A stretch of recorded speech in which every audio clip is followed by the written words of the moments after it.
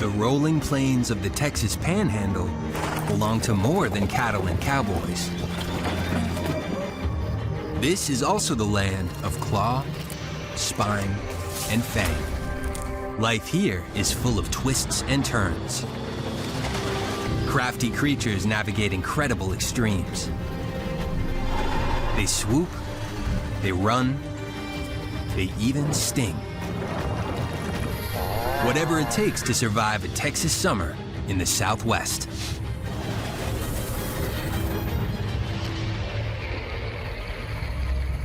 Texas is big country. Land. Lots of land. And the starry sky above.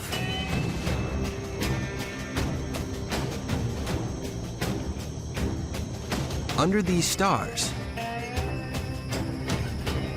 the striped bark scorpion is probably the most commonly encountered scorpion in America.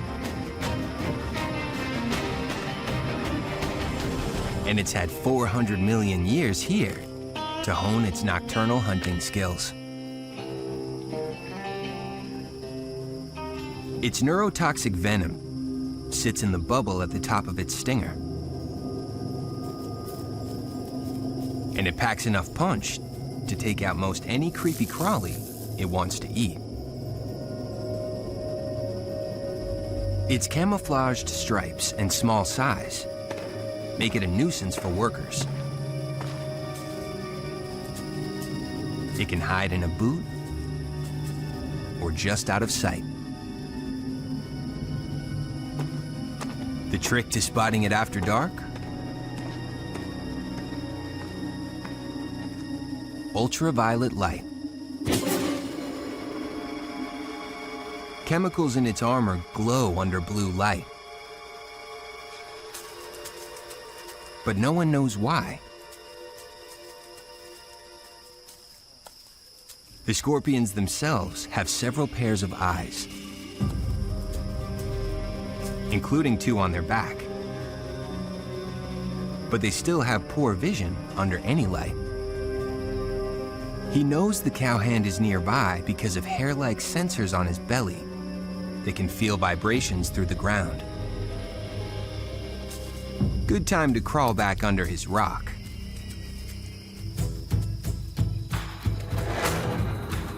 As dawn approaches, some critters have been awake for hours. The great horned owl, sometimes called the tiger owl. From his high perch, he casts a wide lasso. His effective hunting radius is about 100 yards. Outside that circle, he doesn't give a hoot. Inside, victims and victuals. The power of an owl's sight is legendary. But on this moonless night, he relies just as much on his ears. He can hear faint sounds up to 900 feet away. It's near pitch dark, but light-sensitive cameras allow us to see what the owl hears. A desert mouse. He moves his head to triangulate the sound and homes in on the prey.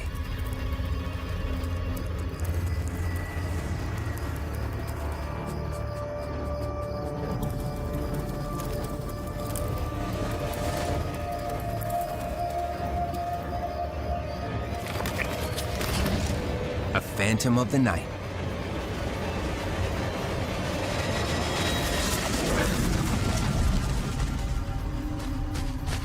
And a close call for the owl. A prickly pear cactus could have brought down the 3-pound bird. Try again. But the mouse is onto him. It's a Mexican standoff.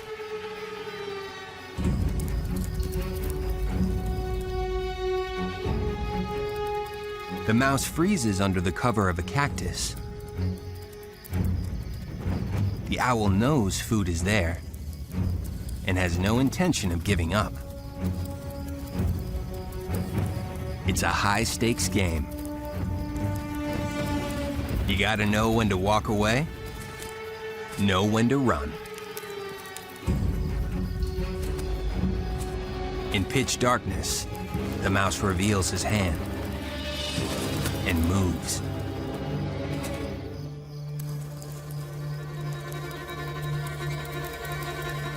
This time, the owl pays closer attention to those Texas cacti.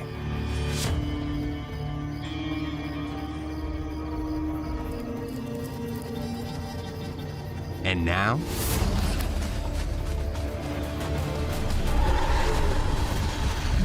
nabbed. The mouse made the same play, dove for the cover of cactus again, but the wise owl adjusted.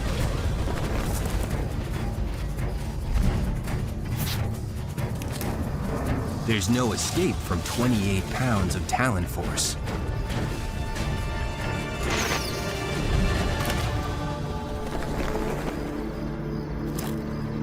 The mouse got a raw deal.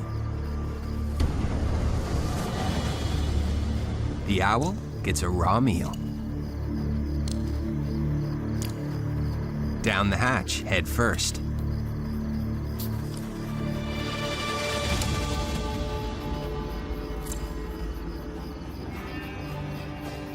One last and filling feast before calling it a night.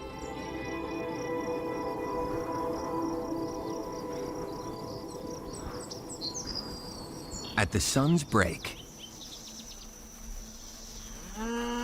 where cattle can't graze, these prairie dogs have set up shop.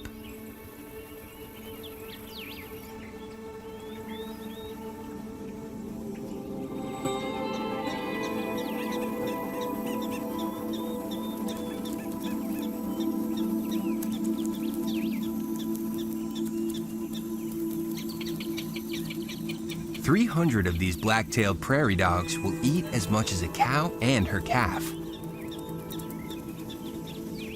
300 may sound like a lot of dogs, but their communities can be much bigger. The largest prairie dog town ever recorded in Texas covered 25,000 square miles and held around 400 million prairie dogs. But that was a long time ago. In the 20th century, 98% of prairie dogs were wiped out. Now, there's a much smaller but stable population, hunted less by man and more by natural predators.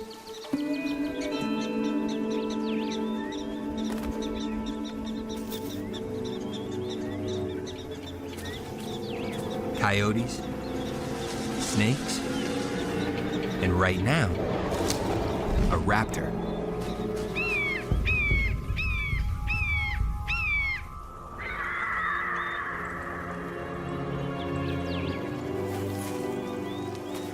The prairie dogs dig deep and keep watch.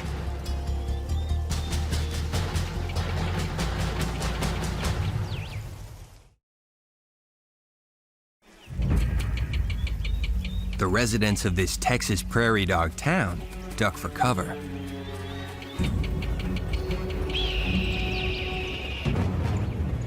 A hawk swoops low.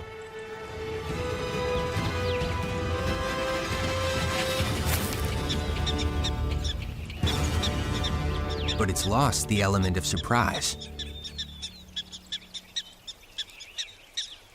The raptor rides out of town on a breeze, and the scouts let everyone know it's safe with a cheer.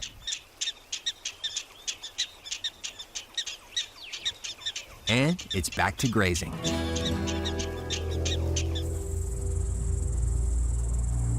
Prairie dogs aren't the only ones out here to know the beauty of a burrow.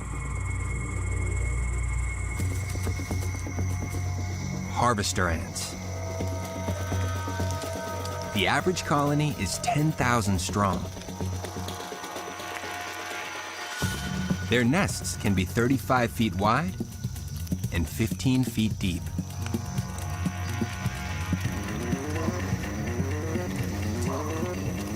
They build a constant supply of seeds, and scouts head out in search of them all summer.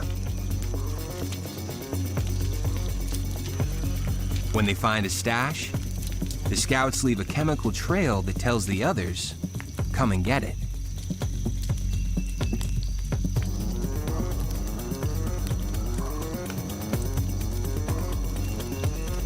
These workers doing the heavy lifting are all female. And they're very good at what they do. 90% of them will return with food.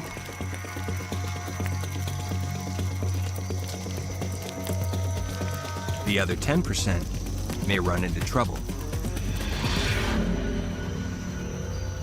The ants are both harvesters and harvested.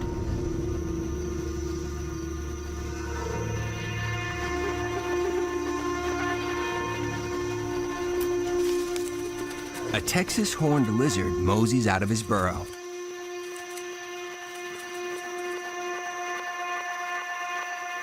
He's prone to a vitamin D deficiency and needs the sunshine.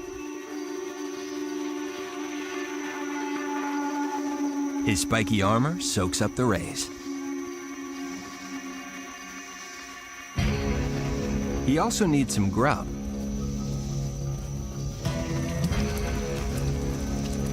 And about 70% of his diet is ants. He's only a few inches long, but to the harvester ants, these guys are giants. Like any good bite-sized snack, one is never enough.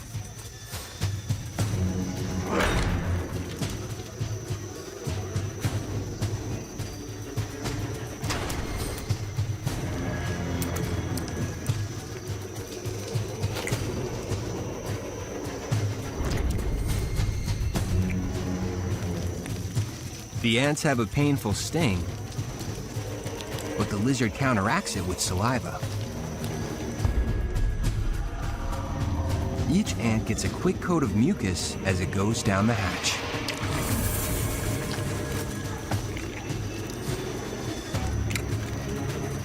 The soldiers try to fight back, but they have no hope of slaying this dragon.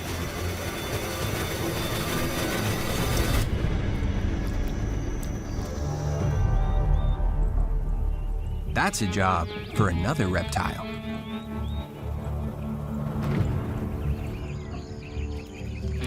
A serpent slithers into town. The fastest draw in the West. Few snakes on the entire continent can match the agility of the coach whip snake.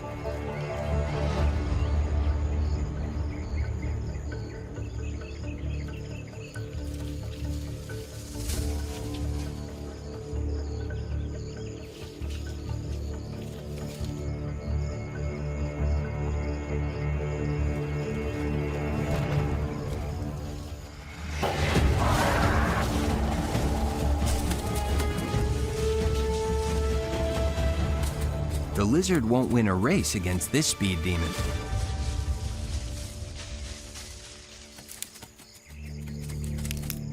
So he tries another tactic and makes himself a thorny problem.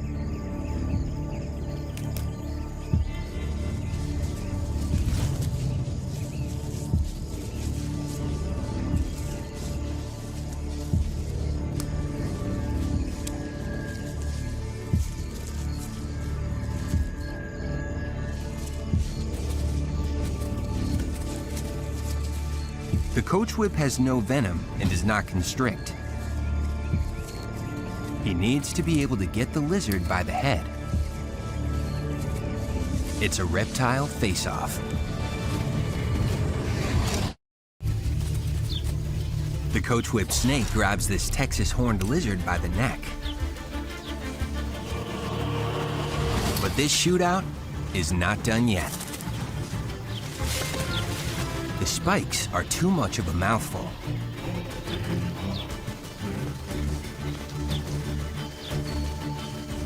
And the horned lizard escapes with his life. Now would be a good time to get out of Dodge. But the commotion attracts the attention of another snake, the Western Diamondback Rattler, a most wanted outlaw.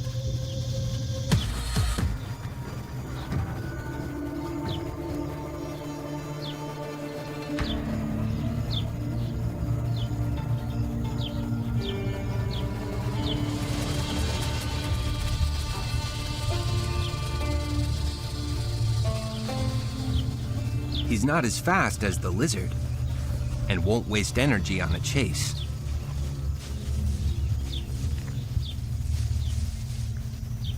He's more of a fan of stealth.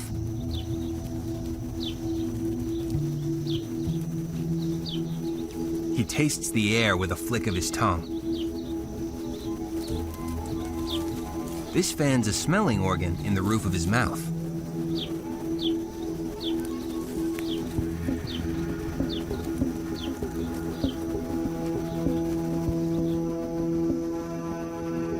He recognizes a trail regularly used by rodents.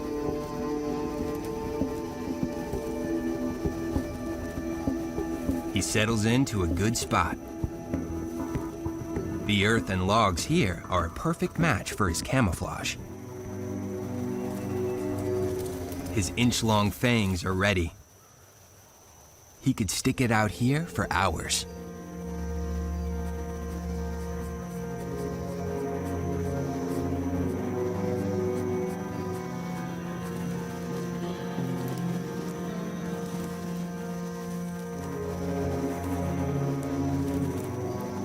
Pits under his eyes detect heat within a fraction of a degree. He knows a lone drifter is getting close.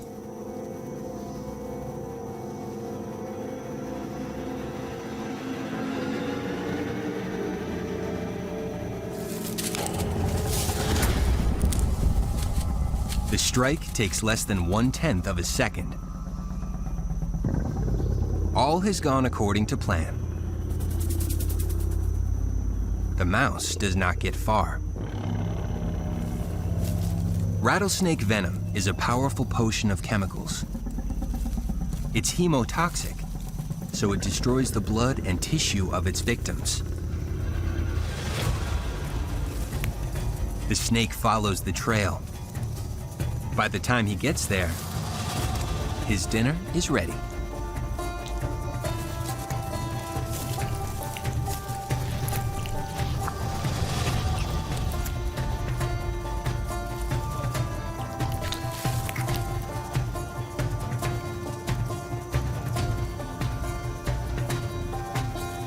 This snack can satisfy him for 2 or 3 weeks.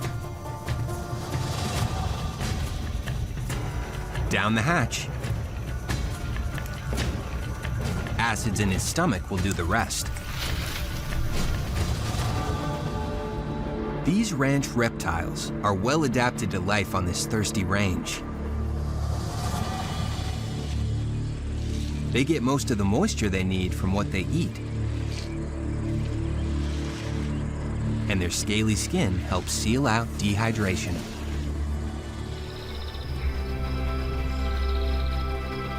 The summer sun kicks into high gear.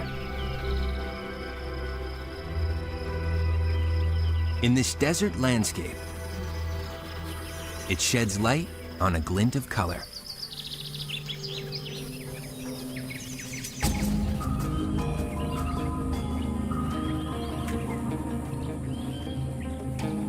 These little dots are not much bigger than a pinhead. But what they lack in size, they make up for in number. There can be as many as 500 on a single leaf. And inside each one, a little miracle prepares for its desert debut.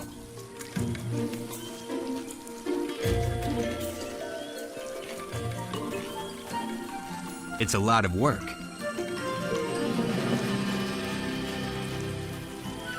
And now, this is one very hungry caterpillar.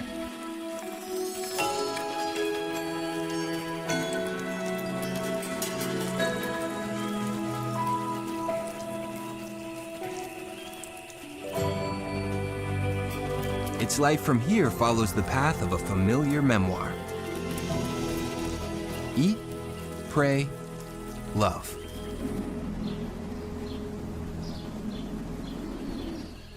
Stage 1. Eat.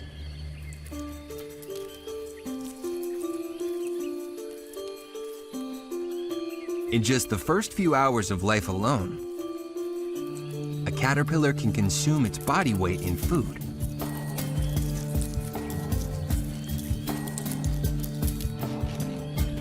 A special middle gut section helps it absorb nutrients at a rapid rate, so it never has to stop eating.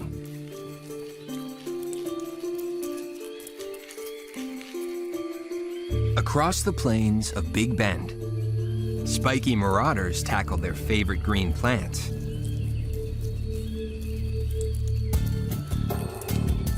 Leaf and stem. It's a week-long munch fest.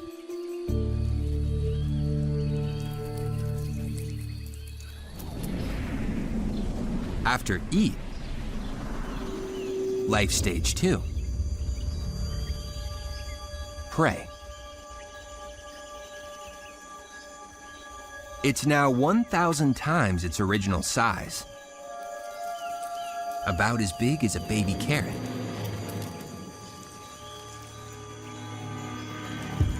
This one attaches itself to a Blackfoot daisy plant and adopts a meditative pose. On the outside, it seems almost frozen. But on the inside, transformation. Its outer layer becomes old baggage, no longer needed.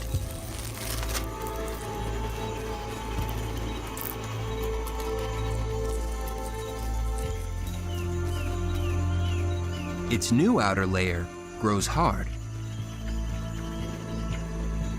This is its chrysalis shell. And after 10 days or so, it's time for the revival.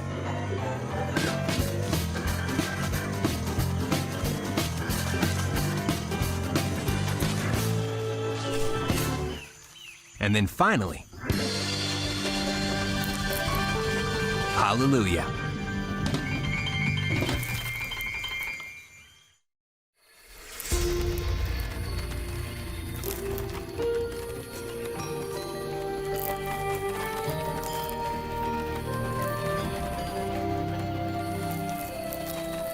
At last, Big Bend, Texas gets a splash of color.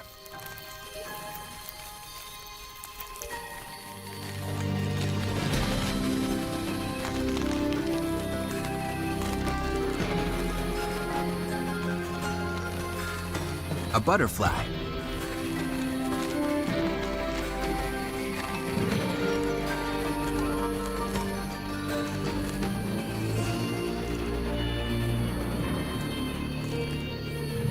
It's called a painted lady, and she lives up to her name.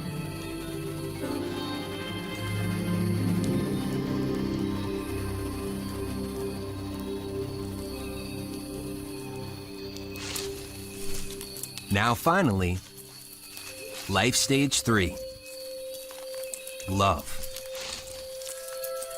Her spectacular wings are wet and crumpled. It'll take roughly 12 hours of drying before they can carry her to other plants. That's where she'll use her curled proboscis like a straw to suck up nectar and stay strong.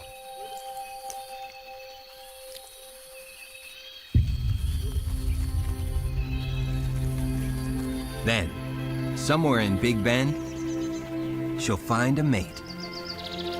A male that looks just like her. And she'll lay their eggs. From here, she and her buddies on nearby plants only have 2 weeks of life to get it all done.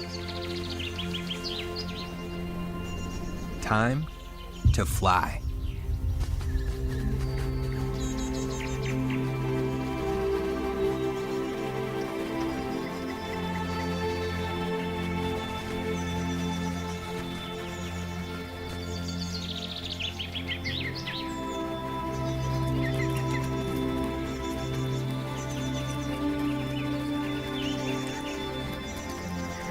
There's another lightweight flyer here who must contend with summer's heat. This is the black-chinned hummingbird. She weighs just 1/10 of an ounce. Much of her mass comes from her well-developed chest muscles. And that's no surprise. She needs them to achieve a feat that seems to defy logic.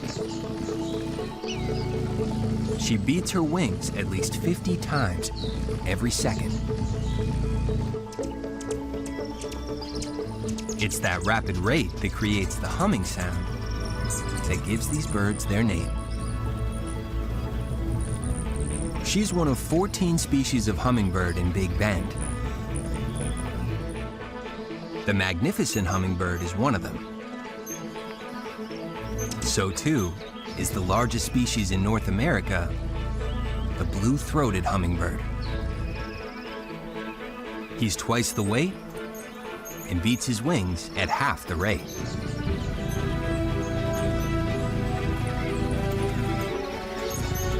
But for us to best see how they all operate and interact with each other, we have to slow them down to a more human speed.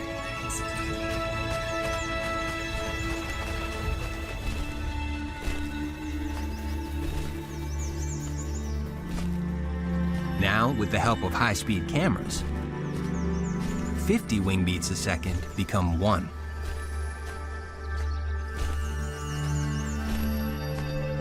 The rapid rate allows them to buzz the desert and each other. The males have splashes of color. The females tend to be larger.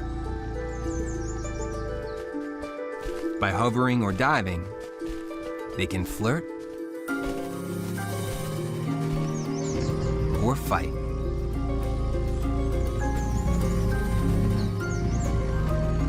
Even poop.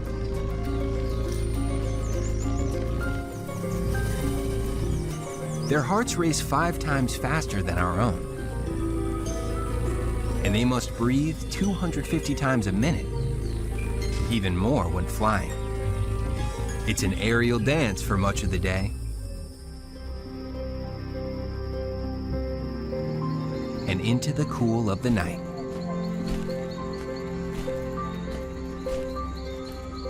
Sometimes cool and wet.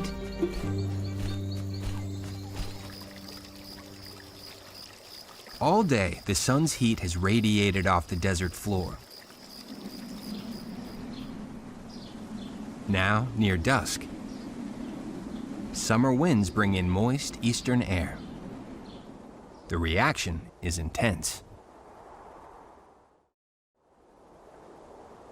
A thunderstorm comes rolling in.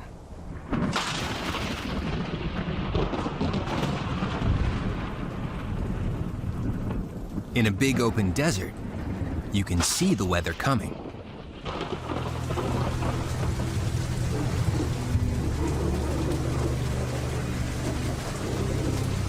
The rains here are monsoonal.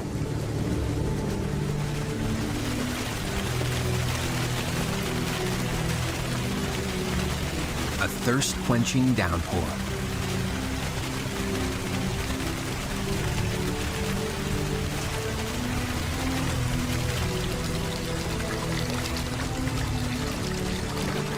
May through September is the rainy season here. Flash floods are common.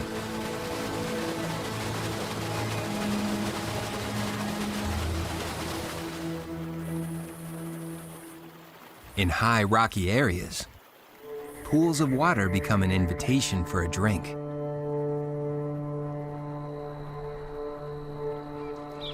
A neighborhood block party. A cast of desert characters RSVP? Yes.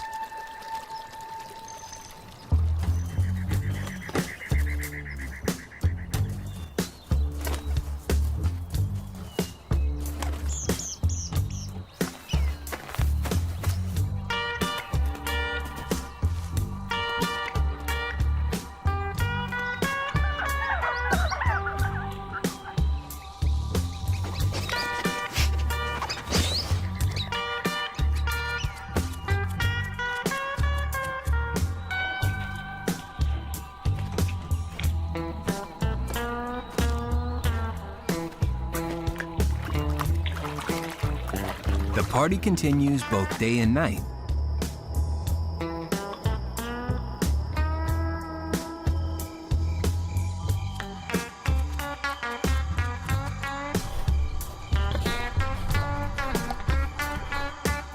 For as long as the refreshments remain.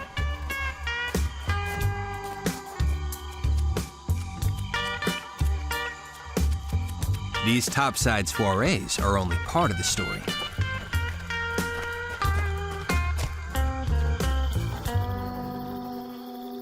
Another miracle of nature is afoot. A creature that crashes parties from below the waterline. And it has to be seen to be believed.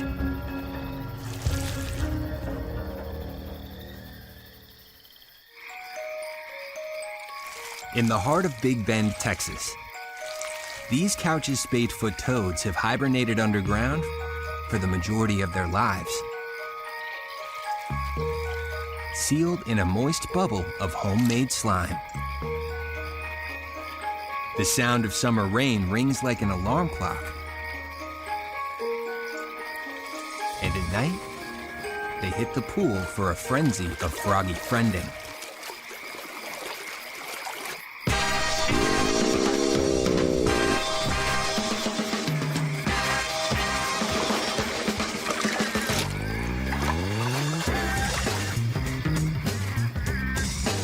It's speed dating only.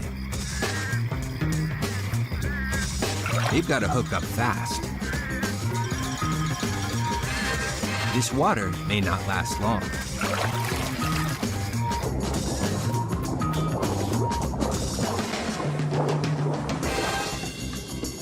The females lay around 3,000 eggs.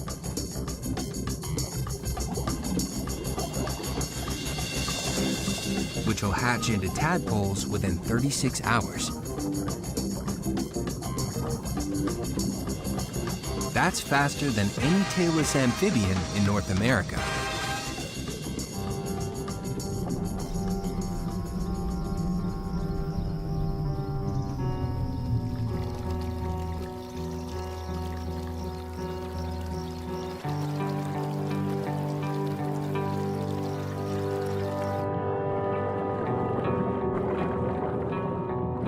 In as little as 9 days later, they'll transform into mini spadefoots.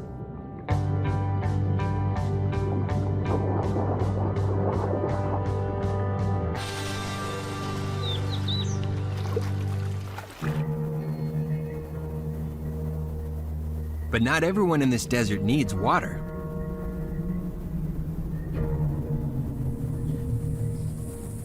Some creatures like it hot.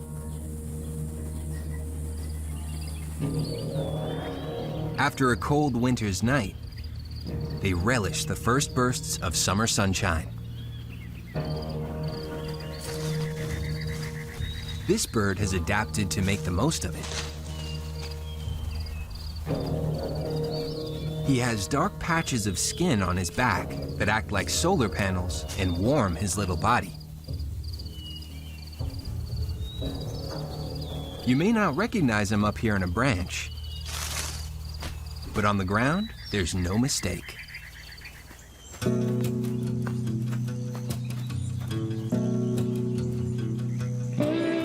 This is a roadrunner. He can fly, but he prefers to beep beep around at ground level.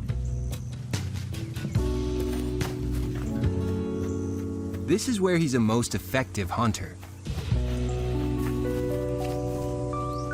Roadrunners can hit speeds close to 20 miles an hour. Add to that a sharp beak, and he becomes a road warrior.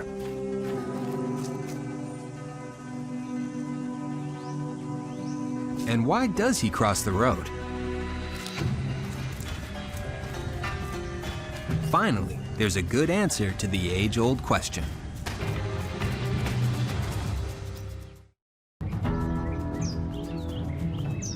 In Big Bend, Texas, a roadrunner crosses the road for one good reason.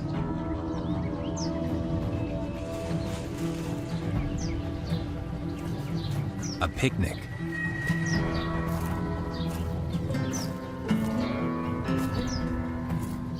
Summertime in the Big Bend campground produces all sorts of tasty morsels.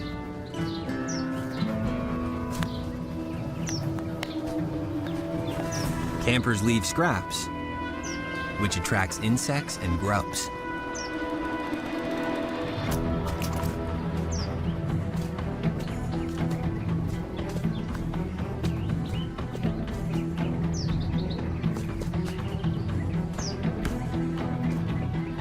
The goodies lure in another predator.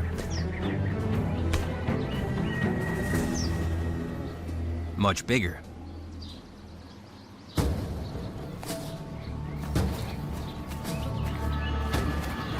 Wile E. Coyotes really are the roadrunner's enemy number one.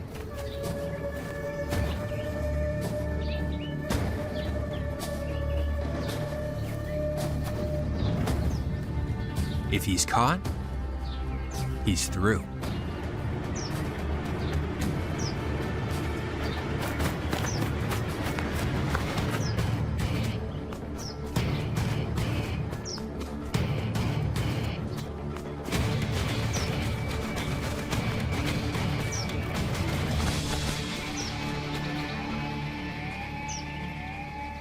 So this roadrunner zips back to the desert.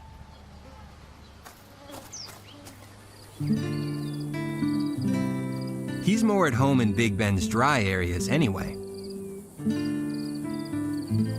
He can live out here without drinking water.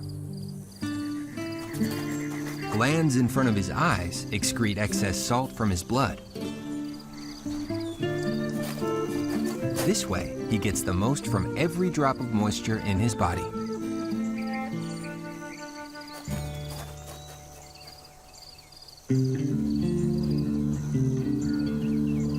The coyote is not scaring everyone away. Some big hog-like hombres also like the smell of those campground cookers.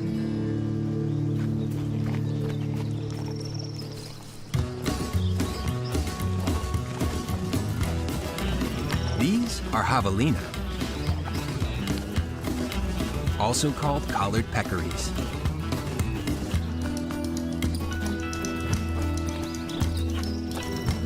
But don't be fooled by their looks. They're not part of the pig family. Javelina have fewer toes than pigs, straight canine teeth, and no gallbladder. They eat, sleep, and care for their young in groups of around 14. Unlike most herd animals, it's gals and guys year-round. To bond as a group, they rub and nuzzle each other around their scent glands. Another feature they have that pigs lack. Their stomachs are far more complex than a pig's, and tough enough to digest cactus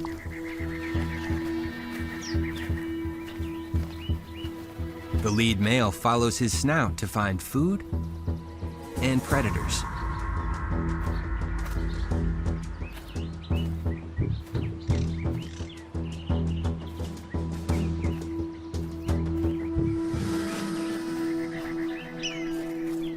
Coast is clear. Safe to bring in the family.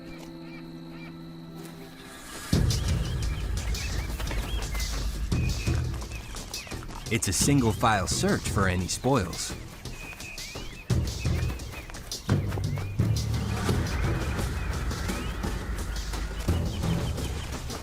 The biggest male is always the king of the clan. But other males can stay as long as they acknowledge his rule. And they do so in the most extraordinary way.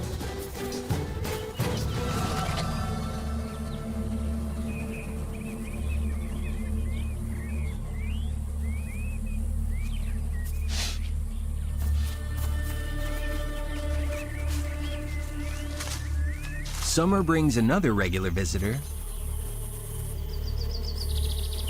flies. Where there are flies, there are also fly catchers. Like the vermilion flycatcher.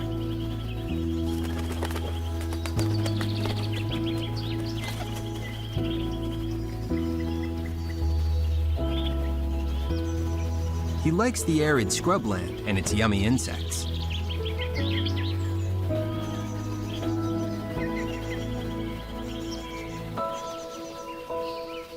The females are here too, but less flashy.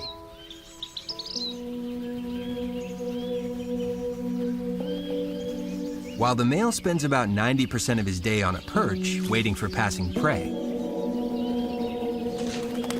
this female gets to work on a nest.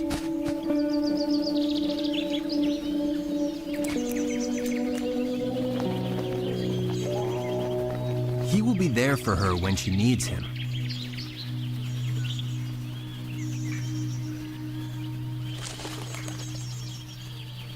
He'll bring her food about every 90 minutes for a full 2 weeks, while she incubates their eggs.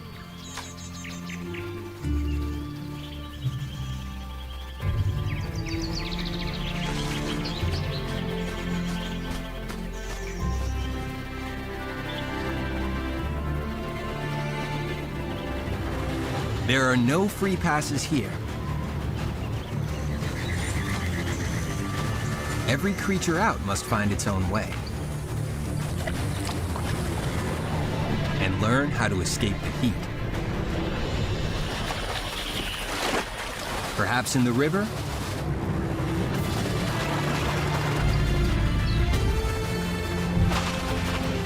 or maybe under the summer rains. Life is here, if you know where to look.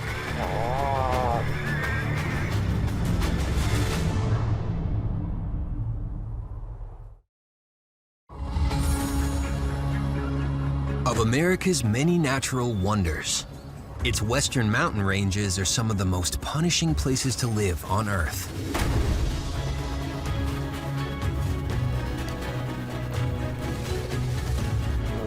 Brutal cold, searing sun, thin air, and toxic gases. Everything up here lives on the razor's edge.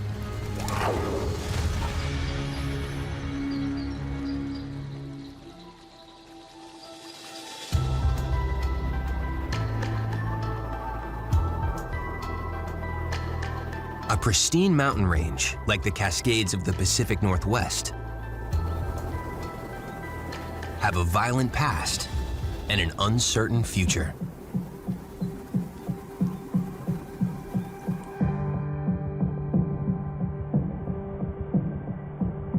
They stretch from Northern California to Canada. Among its peaks lay 13 major volcanoes. Of these, 7 have erupted in the past 300 years. All of the recent eruptions in the lower 48 have been from Cascade volcanoes. Life doesn't always return so easily. California's Lava Beds National Monument sits in the southern tip of the Cascade Range.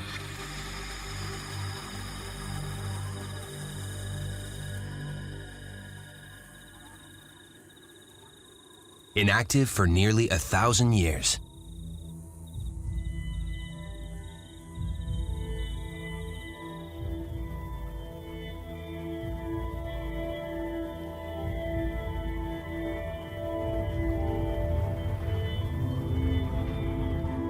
Seemingly barren rivers of solidified lava hide a network of massive underground tunnels.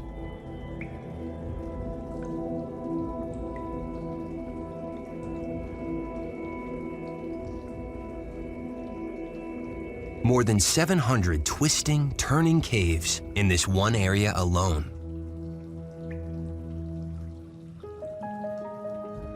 They average 55 degrees year-round, with reliable pools of fresh water.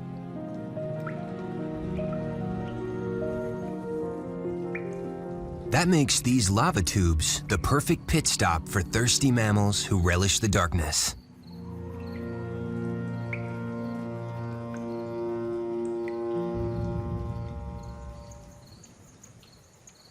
When night falls, in they come.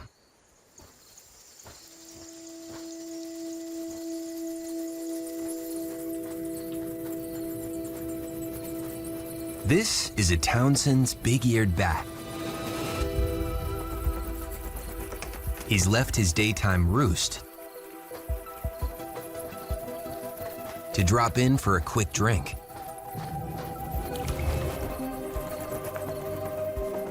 And he has plenty of friends that follow.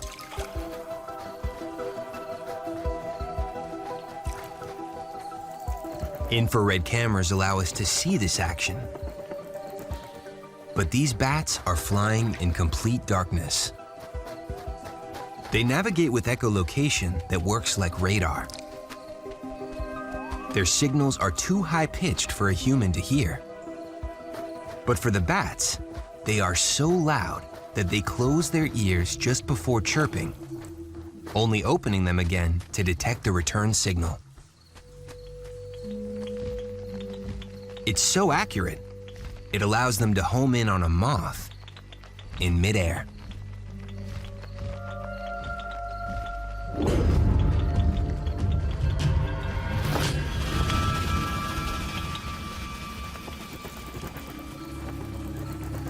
Tonight, some of these bats will eat their own body weight in insects. It's thirsty work.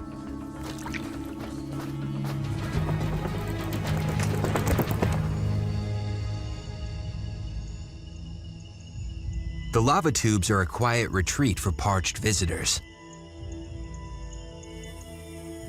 They are also reminders of how volatile the Cascades can be. Today, these smoldering giants still hold devastating power within their jagged peaks.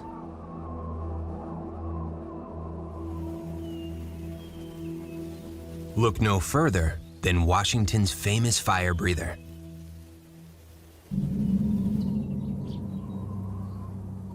Mount St. Helens is best remembered for its massive eruption in 1980.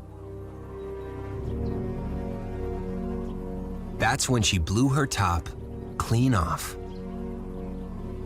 1,300 feet of height. Gone. The blast reached speeds of more than 600 miles per hour, leveling 230 square miles of lush forest.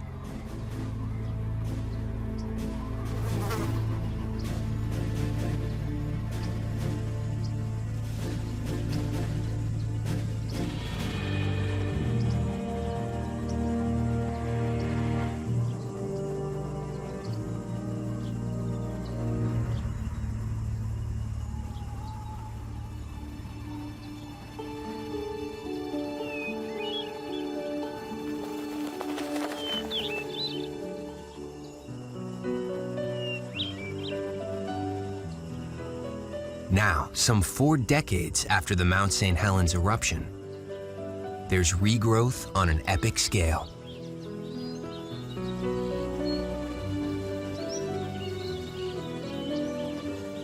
And where wildflowers bloom, critters come a-knockin'.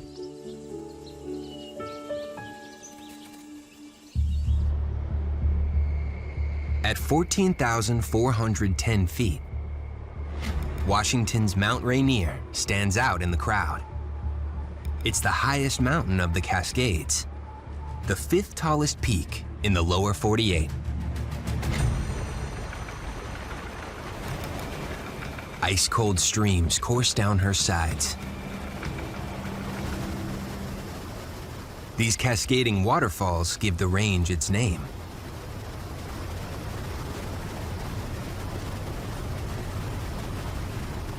Some of this water comes straight from the melting glaciers.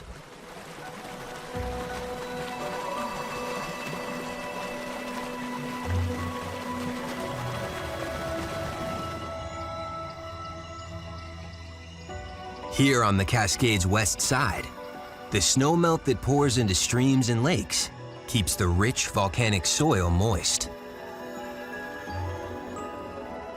This area would be brimming with prairie grass and wildflowers, except for one thing: rabbits. By the thousands. European rabbits were brought here in the 1800s and have turned the land underfoot into Swiss cheese.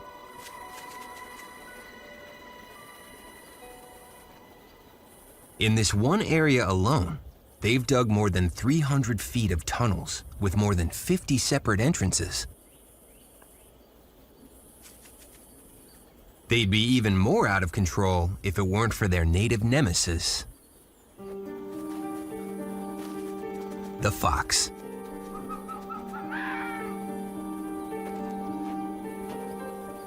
These are called red foxes, but they can be any color from orange to black. What unifies them is a white tip on the end of their tails and their taste for rabbit. The foxes take some tunnels for their own and look out for easy meals. The living is good here under the high Cascades, and that means kits.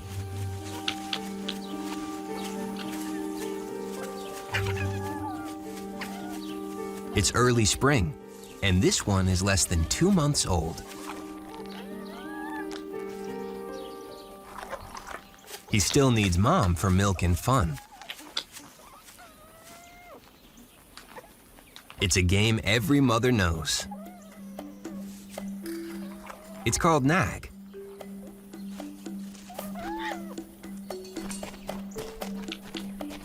You win when mom starts paying attention.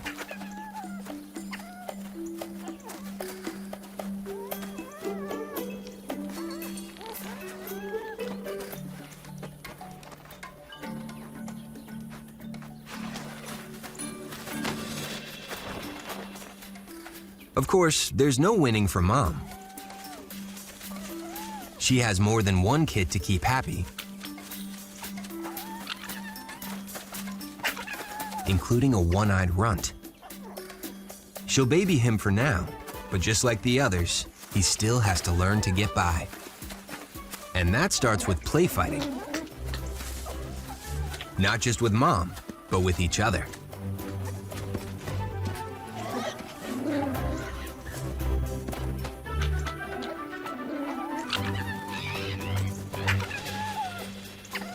The skills they learn here will soon help them make their first kill. All the rabbits can do is look on.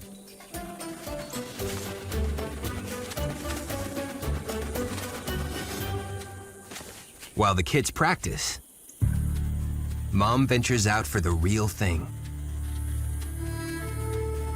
Bunnies beware. Death in the Cascades is just a burrow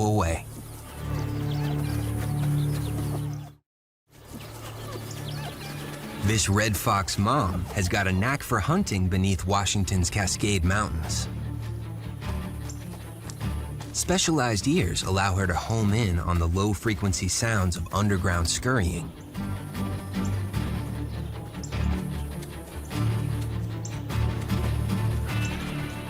With a little concentration, she can pinpoint just the right spot.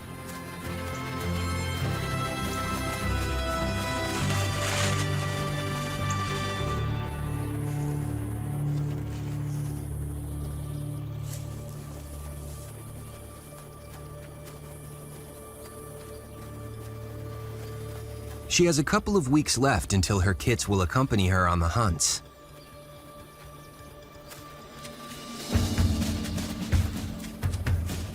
Until then, she brings home as many rabbits as she can catch. The kits grow on the flesh and play with the rest. Smelling, pouncing, tracking.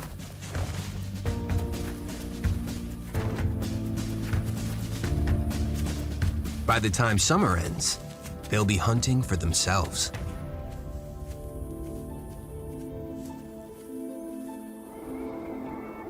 Some foxes venture farther up the slopes of the mighty Cascades.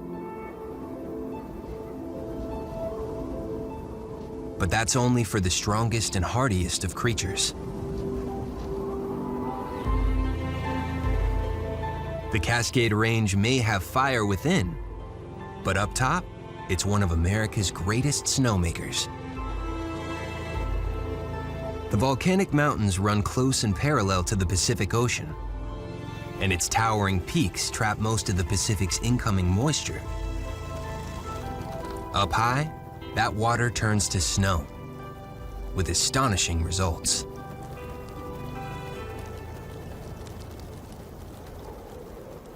Volcanoes caked in snow. Just because you're hot stuff underneath doesn't mean you can't have a chilly exterior.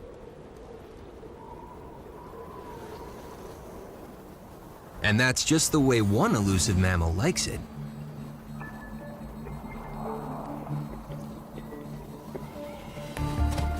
The American pine marten may look a little foxy, but it's more like a mini Wolverine. And snow makes their day. In it, they're fast, agile.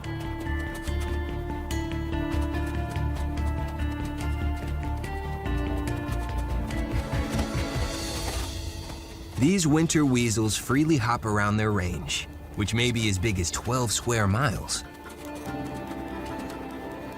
This female is her own lookout, totally comfortable standing on two legs. Her long, thin body is not the best at holding heat. So if bounding above the snow gets too much, she has shelter below.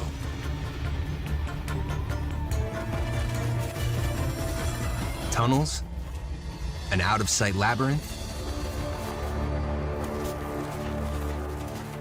and a hollowed log to call home.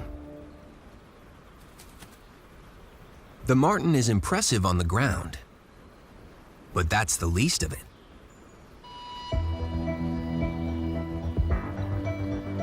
The volcanoes of Washington support thick forests.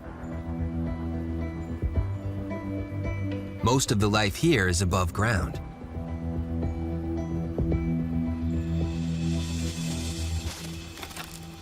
The marten has adapted.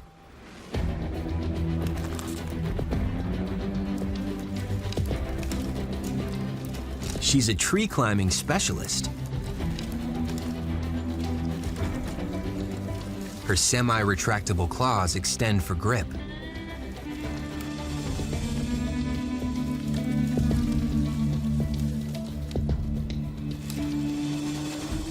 The canopy is her hunting ground. Birds, eggs, insects, and other mammals. No squirrel is safe.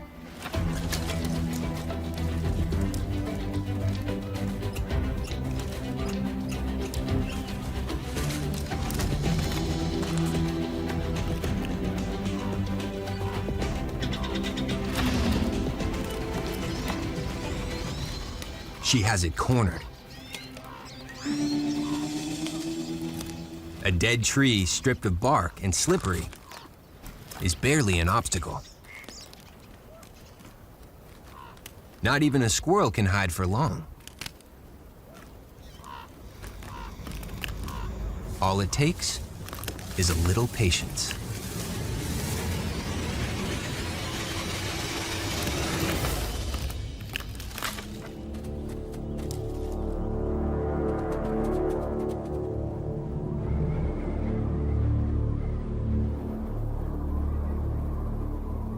You'd think winter would be a good time to escape the mountains. Head south for some sun. But the marten has a stealthy companion up here.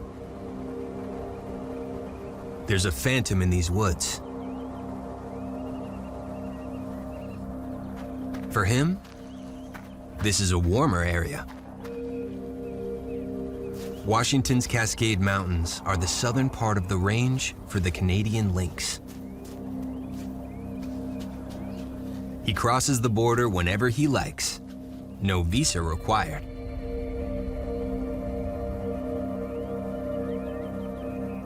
He's completely at home in the deep snow. His wide, furry paws act like snowshoes.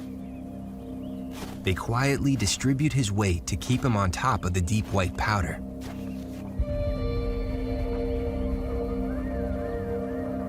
Many believe those ear tufts amplify the sound of potential prey.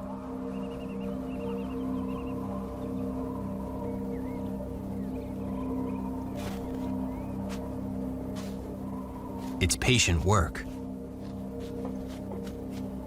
His main prey is hard to find.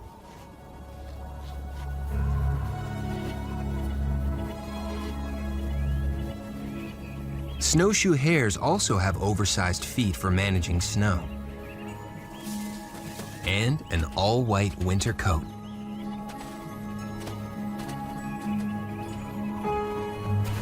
It's the rabbit's perfect camouflage for this season.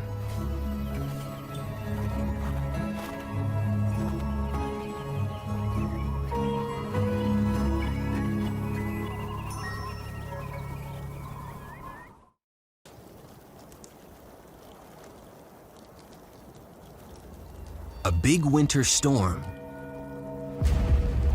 descends upon America's Rocky Mountains.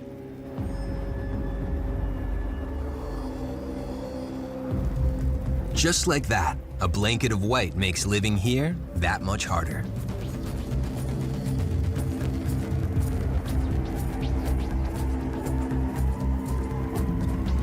All that's left to eat is frozen food.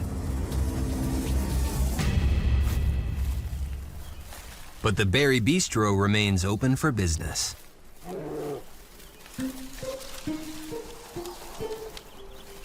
Its fruits are more precious than ever. Bare essentials. It's still early winter, so the race is on to feed and convert these carbs into fat. Black bears can eat 20,000 calories and gain 5 pounds in a single day.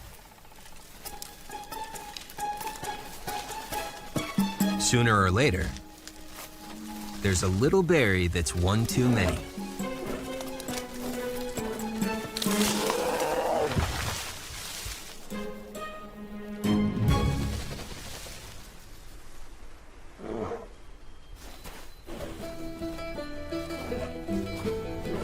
Finally, he must move on and find a cozy den for a long nap.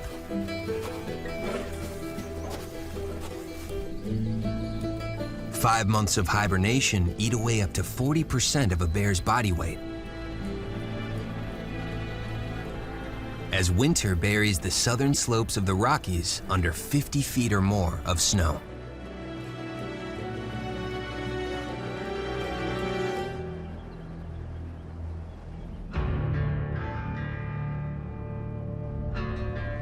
The Rockies stretch 3,000 miles from Canada to New Mexico. It is the backbone of America. But it's Colorado that's known as the home of the Rockies. From Rocky Mountain National Park, just over 50 miles northwest of Denver, and down south to the great sand dunes of the San Luis Valley the mountains shaped. Colorado is the U.S. state with the highest mean elevation, making winter months here particularly brutal. Some shelter in the trees. Up in a pine, this white-tailed ptarmigan nibbles on needles. It's an elusive bird that will mess with the chilled winds of a Rockies winter. But this one has special abilities. By mid-December, she transforms herself from this to this. She is an ice queen. This camouflage is designed to keep her safe. But there are some keen eyes up here.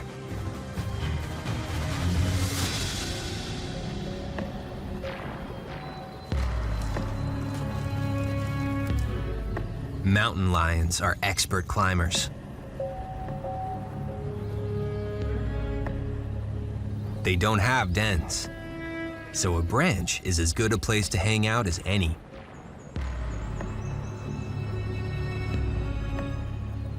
She gets the lay of the land.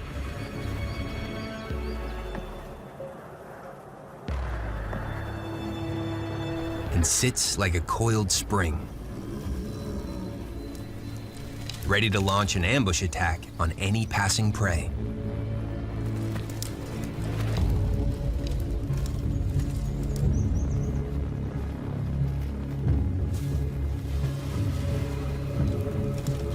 She is an expert in stealth,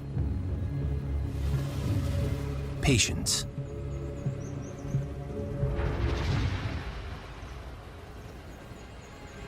and death.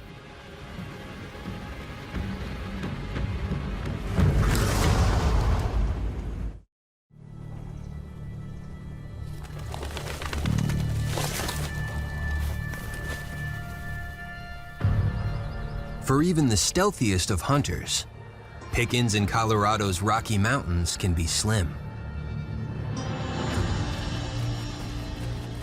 No catch for this mountain lion all morning. It's time for Plan B. Her range can be as much as 200 square miles, smaller than some males, but still a lot to cover.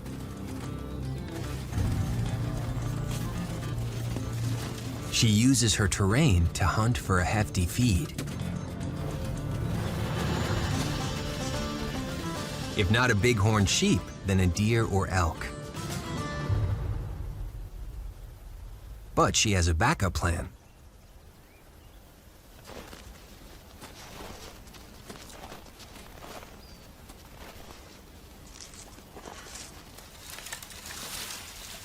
She hits up a stash from a previous kill. One of several she keeps handy.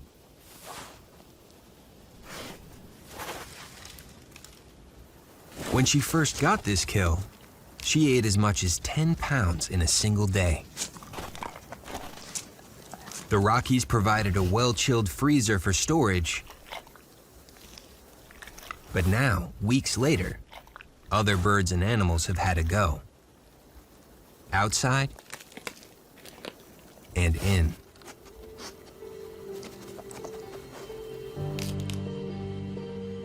What's left would barely feed a rodent.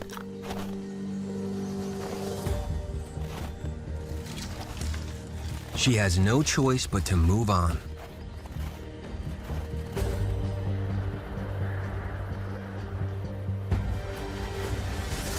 Winter is mean and lean. Up high, it's April before there's relief.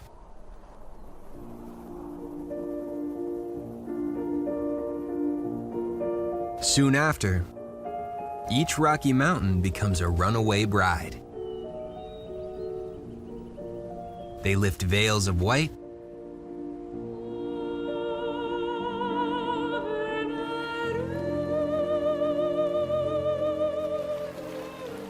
and send spring snowmelt running down the aisles.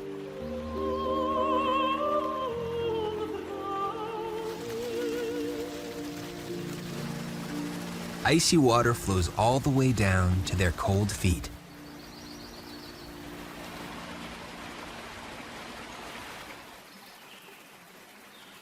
For one creature here, the very sound of this flowing water seems to trigger an impulse.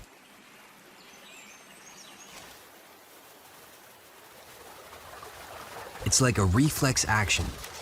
Even an audio recording of a running stream can set a beaver a-building.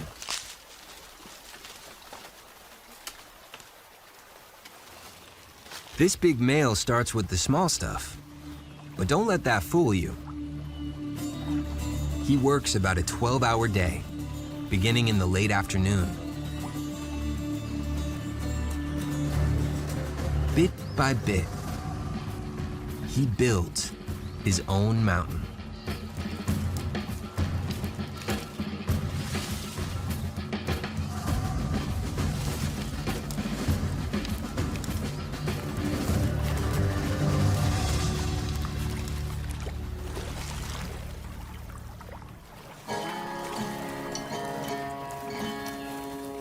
For beavers, this is all about safety. He knows he's protected from predators when in the water. A good dam enlarges his safety zone and gives him access to more trees. Wood he needs for construction and for food.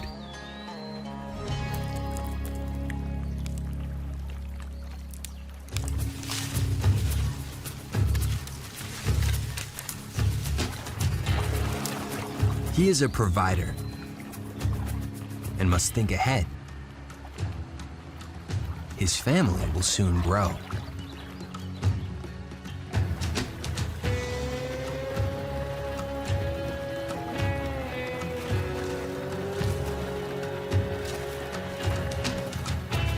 They're safest among the trees.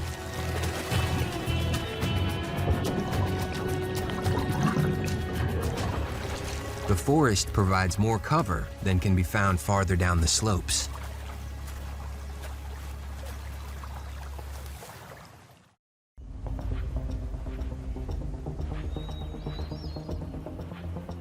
Just below is where the Rockies create an entirely different world.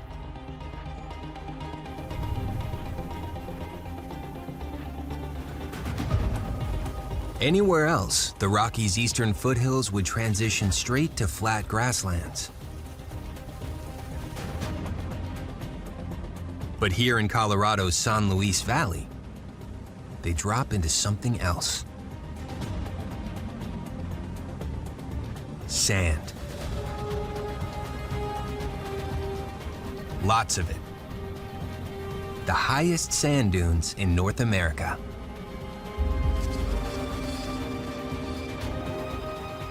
The 30 square miles of dunes would look more at home by the beach or in the Middle East. In summer, the sand can heat up to 150 degrees. Too hot for most life. Unless you come with your own set of stilts.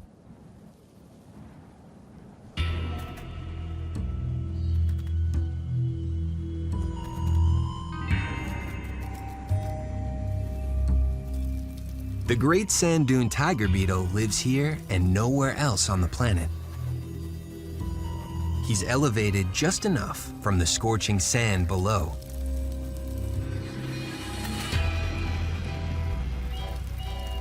and built to dash and dart about the dunes in search of insects.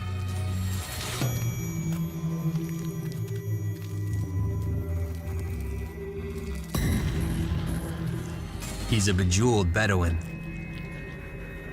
but that hasn't always been the case. As a kid, he definitely went through a homely stage. Nearby, a great sand dune tiger beetle is still in its larva stage. No long legs yet, no dazzling green. But don't underestimate this baby beetle. It already knows how to dole out death.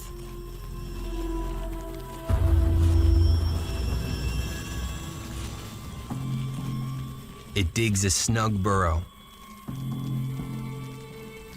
a perfect cylinder.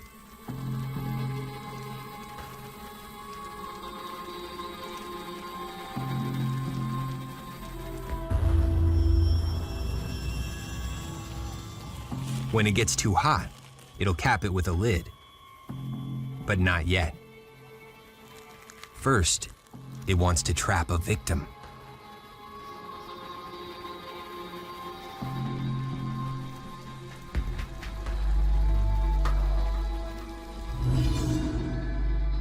The larva anchors himself inside with two protruding hooks. Sits with just his eyes at the surface.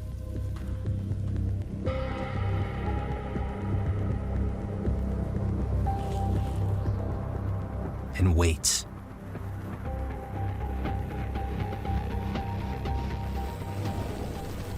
Then, when the time is right,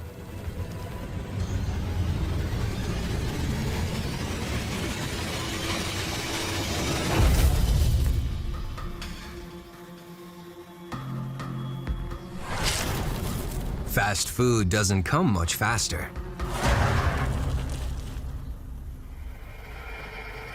It may stay here for a year, taking down passing ants and preparing for a transition into beetlehood. Unless, of course, Colorado's Rockies make other plans.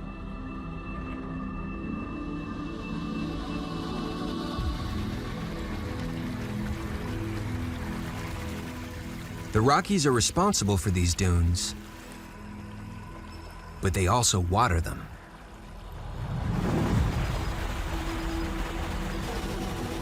That seasonal snowmelt from the slopes makes it all the way to Desert Central.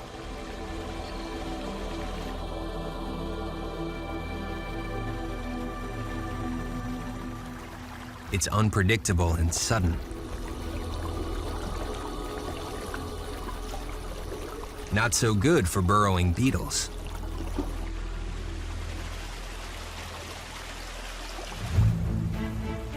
The water swirls around the dunes, then drains into the plains and valleys of the Rockies. A giant wetland the size of 11,000 football fields is created. And every spring, this basin becomes a Super Bowl.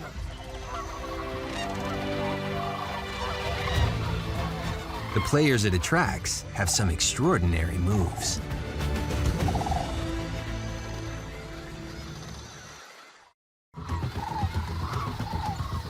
The Monte Vista Wildlife Refuge in the middle of the valley is a favorite migration rest stop for sandhill cranes.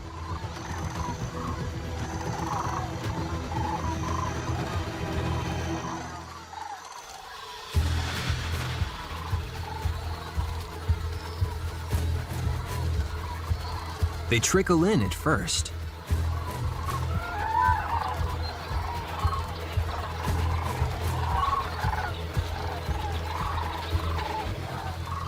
Then, a deluge. These birds average 4 feet high, with a wingspan of more than 6 feet. More than 23,000 take over the valley. It's something they've been doing for millions of years. And why not? This marsh has plenty to offer.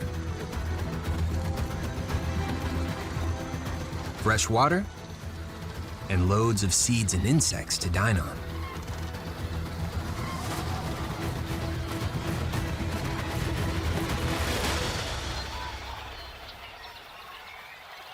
While they're here, they have some serious business to do.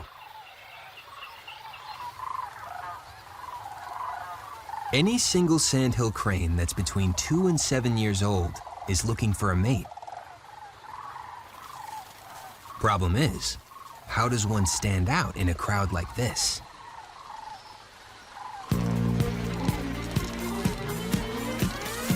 The answer? Duke it out on the dance floor. You just need some fancy footwork, a flirty flap,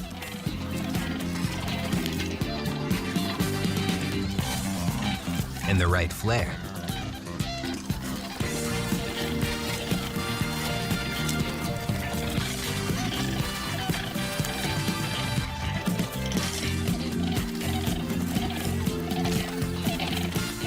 It's high-stakes choreography.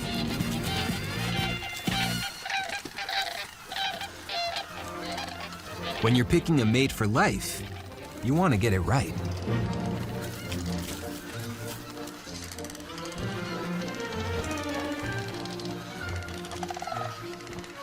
Two lovers lock eyes and take center stage. It's a dance that dazzles the crowd.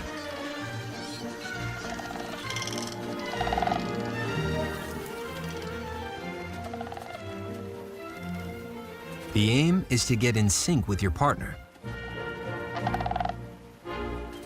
No missteps. It was meant to be. You may kiss the bride.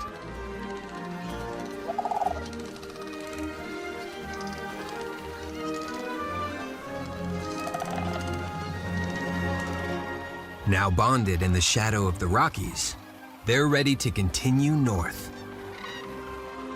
where they'll work together to build a nest.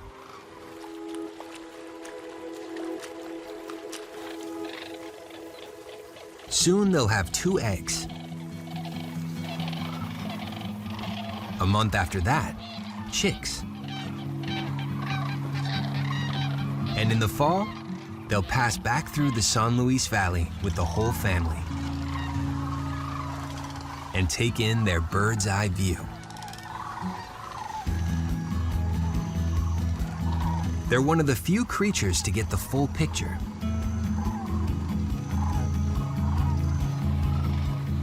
They see the Rocky Mountains from top to bottom.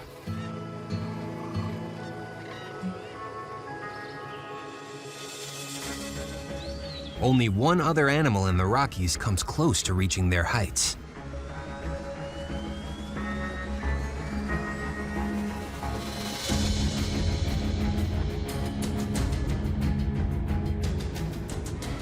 And it is the undisputed king of the mountain,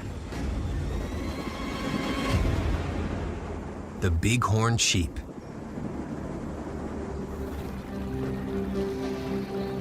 Fall chills the peaks, and the sheep move down the mountain to hide among the trees.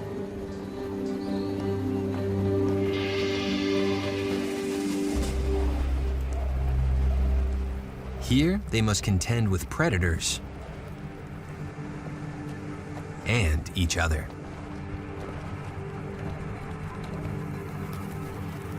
The first snow triggers the rut, when males fight for females. A large alpha male stands out, the heavyweight champ. But Rocky has challengers. Stand back.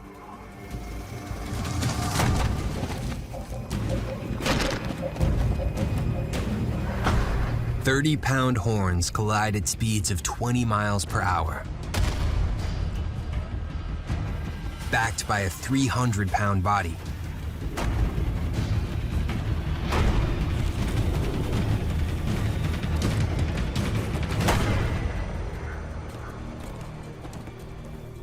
There's enough power here to crack a young skull. But the older champ is well built for the battering.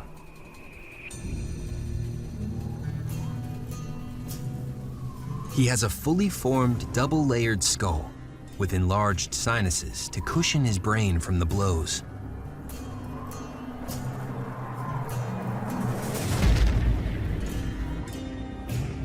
It's non-stop boxing, more a match of endurance. Each round may only be 5 hits across an hour, but they might go at it for 25 rounds.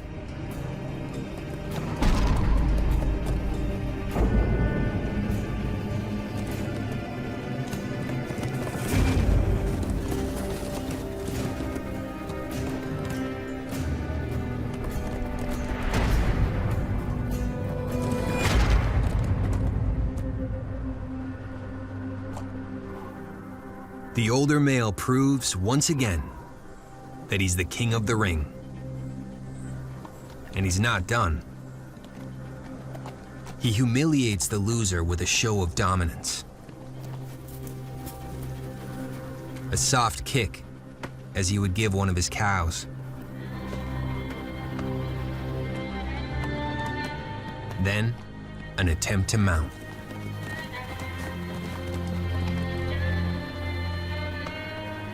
The spurned male won't go far. He still needs the safety of numbers to protect him from predators. He's just got to suck it up. That's part of being raised up here in the Rockies.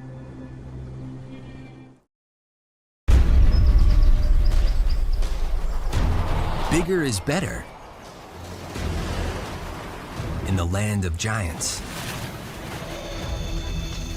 Here, conditions conspire to make the northwest corner of the U.S. home to the most extraordinary landscapes, plants, and creatures imaginable.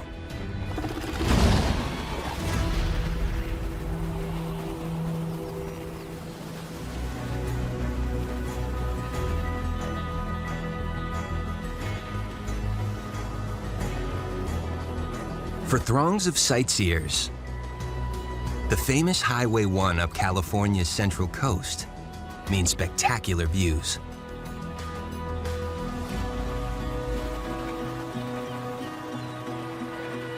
For passing wildlife, the coast is one of the busiest pit stops they know.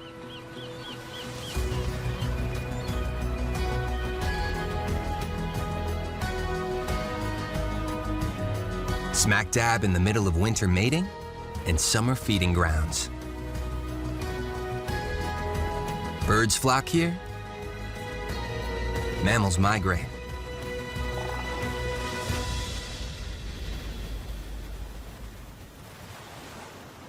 And right now, just under the waves, a major arrival few people ever see.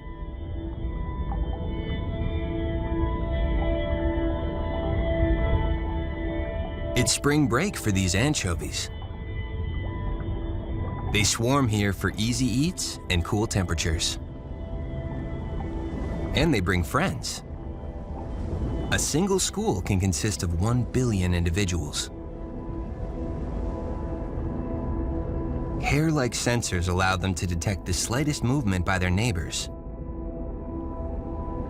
And they react in the blink of an eye.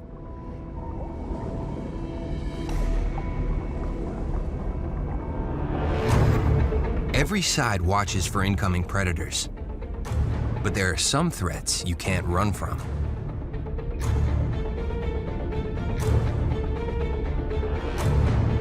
A gaping mouth joins the party.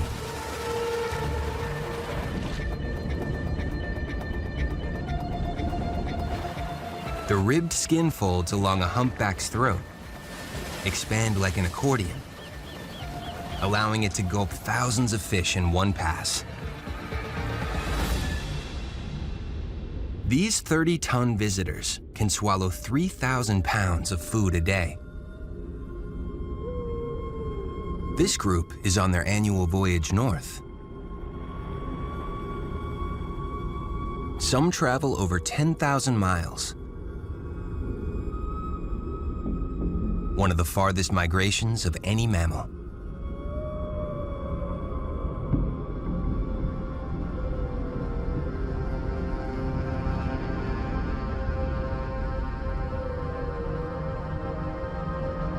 It's this calf's first journey north,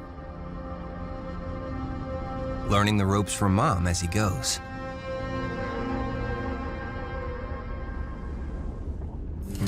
Female humpbacks nurse their youngsters for almost a year.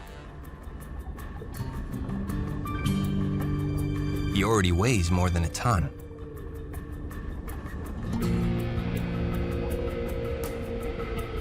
On this trip, they'll map out the crucial path to summer feeding grounds,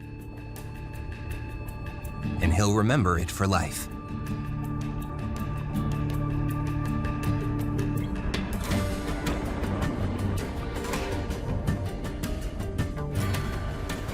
Plus a few tricks from Mom along the way.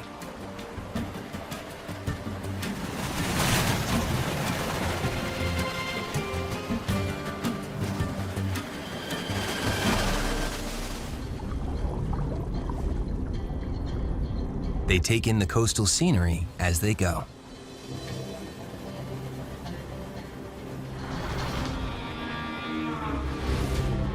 The wildest section of California's coast stretches from San Simeon, 100 miles up to Monterey Bay, and beyond. It includes Big Sur and takes in rich ocean waters from Monterey Bay's 2-mile-deep underwater canyon. In both depth and scale, it's comparable to the Grand Canyon. Life here is just bigger, out of the water and in.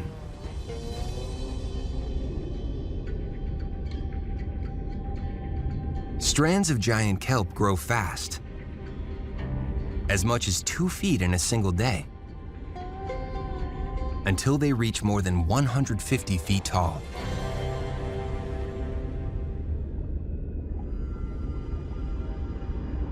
Among the kelp, a less obvious giant.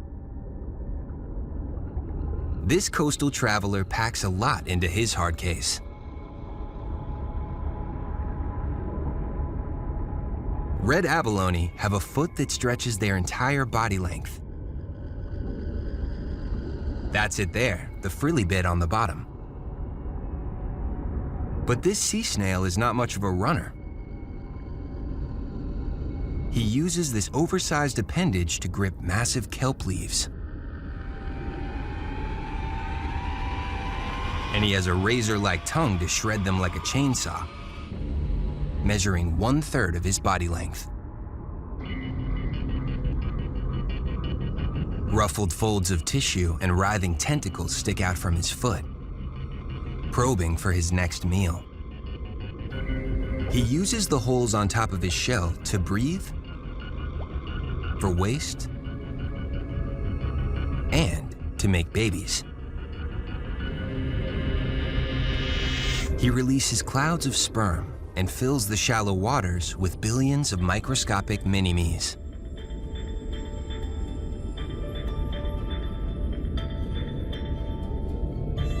On cue, a nearby female shoots out millions of her own green eggs.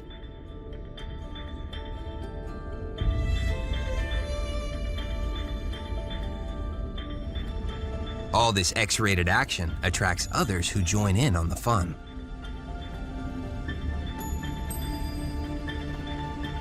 The eggs contain chemical lures, a beacon to light the way home for each abalone sailor. The young settle on the bottom and dine on pink coralline algae. This will be their main course for the next few months, giving each one its pink color. You are what you eat.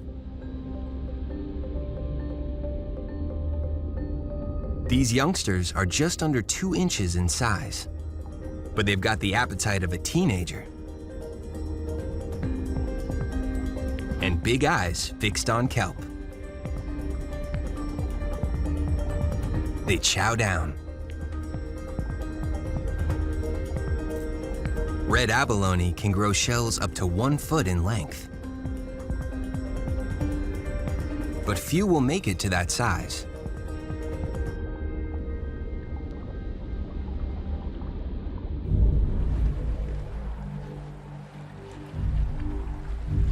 California's intertidal area is a cutthroat arena, filled with killers. And this lined shore crab is the best abalone assassin of them all.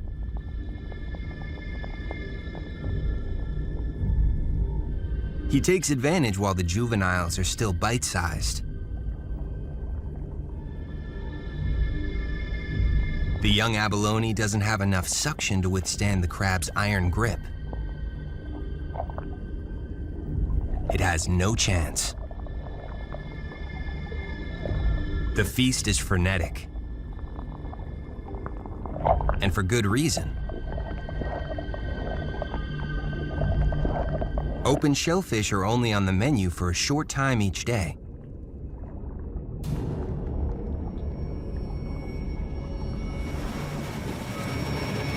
This landscape changes by the hour. It's a clock set to the rhythm of the tide. As soon as the water rolls out, the anemones and mussels close up shop. From fully submerged to fully exposed.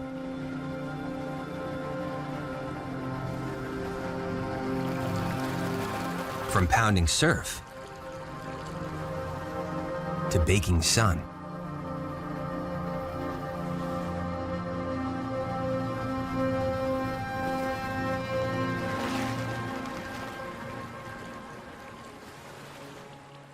This lined shore crab is unfazed. He can stay out of the water for up to 70 hours.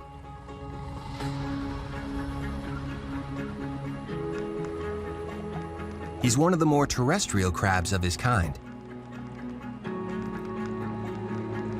After his first meal of shellfish, he simply moves on to his second course, a side salad of seaweed and kelp.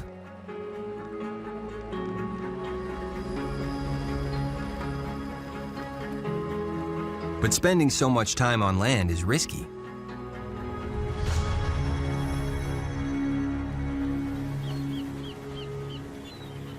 Threats from above make this hunter become the hunted. If you're not careful out here, you end up as bird food. On this coast, there's always a bigger fish.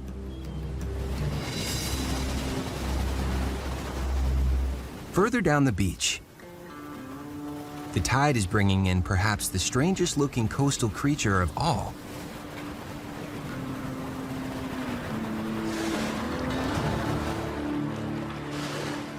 A northern elephant seal. And he's not alone. Ahead of him, hundreds lounge on this single beach. The females have recently given birth and lay quietly with their pups. But the peace is soon broken. A latecomer sneaks in to look for a mate. But he's stomping on someone else's territory. Big mistake.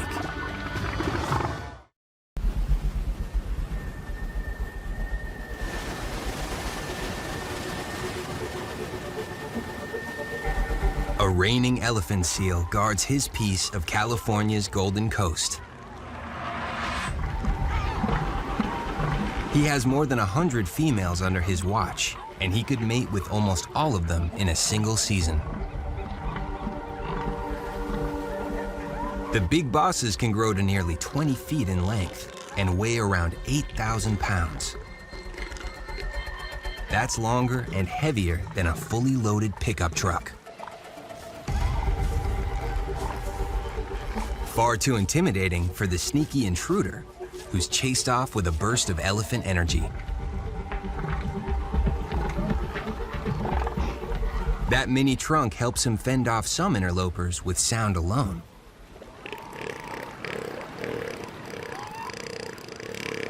The male aims his massive nose down his throat and towards his voice box to create an echo chamber. His call can be heard from a mile away.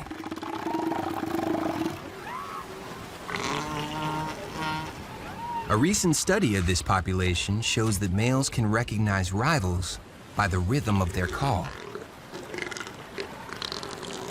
That stops some battles, but not all. Only weeks after giving birth, the females are ready to mate again. When the king senses this, nothing stands in his way.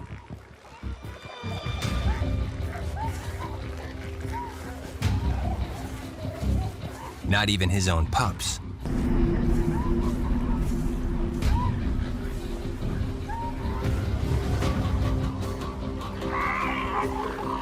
While he's distracted by his manly duties, smaller males on the edges of the harem make their move.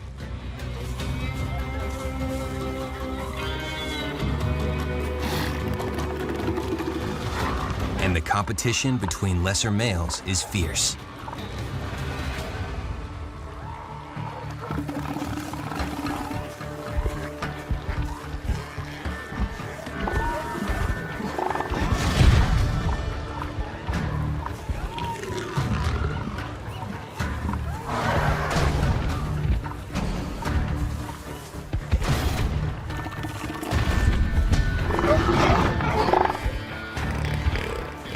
Two young males clash with thousands of pounds of force. Teeth larger than that of grizzly bears puncture and draw blood with each blow.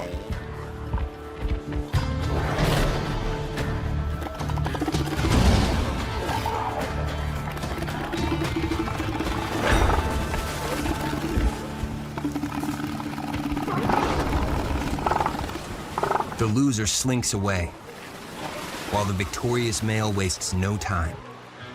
He must make his move on the nearest female fast. If he's lucky, the king won't notice.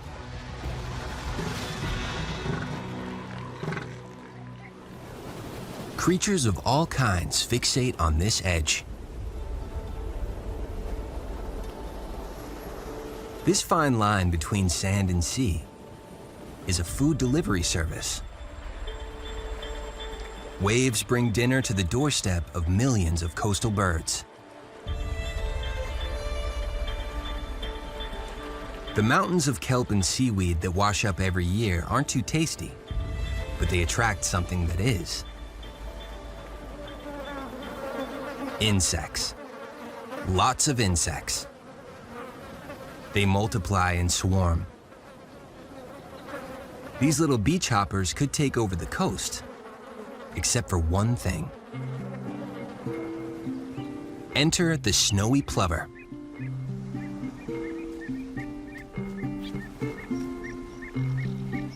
He's the pest control around these parts.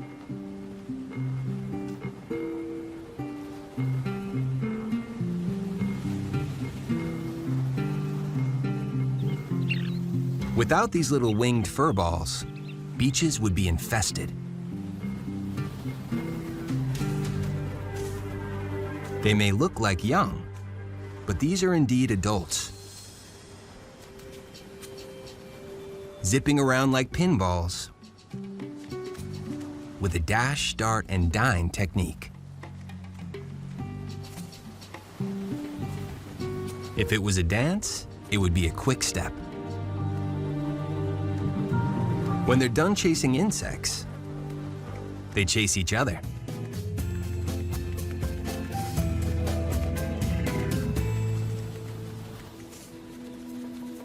Both mom and dad take turns egg sitting.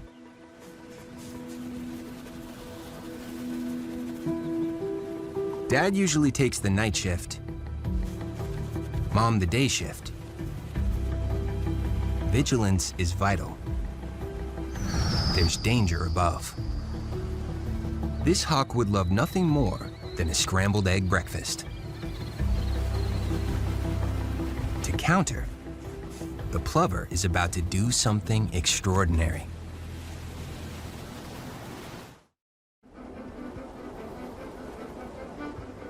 Along California's Golden Coast, snowy plovers make dash and dart moves.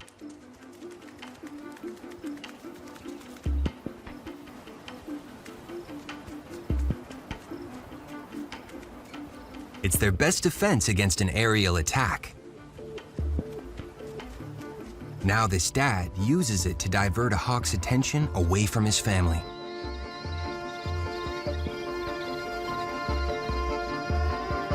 It's a bold move, but it may not be enough.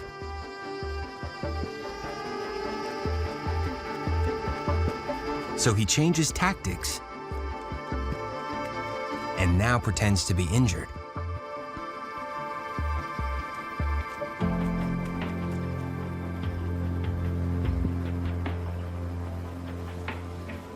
A living decoy.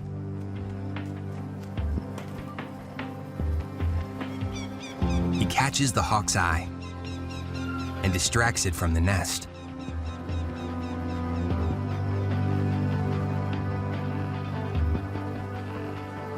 When the hawk comes too close for comfort, the plover suddenly finds his speedy little legs again. It's a strategy that works.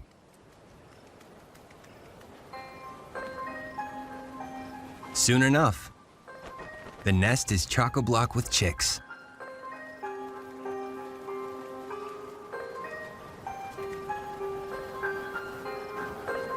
Within hours of hatching, the chicks are up and running.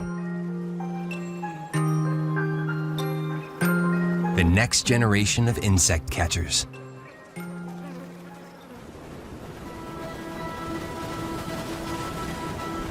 The ocean thrusts her bounty up on the sand, into the tidal pools, and farther into California than you'd imagine. The icy ocean current from Monterey Canyon heads inland for 7 miles.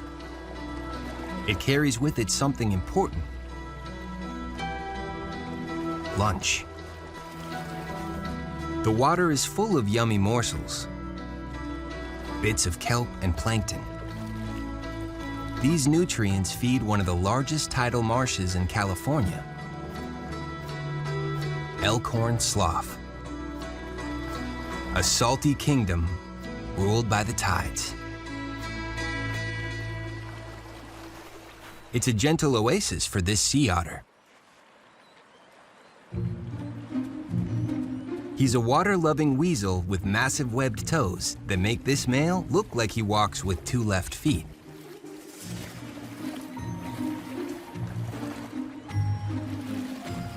But once deep enough, he finds his sea legs. And a whole bunch of friends.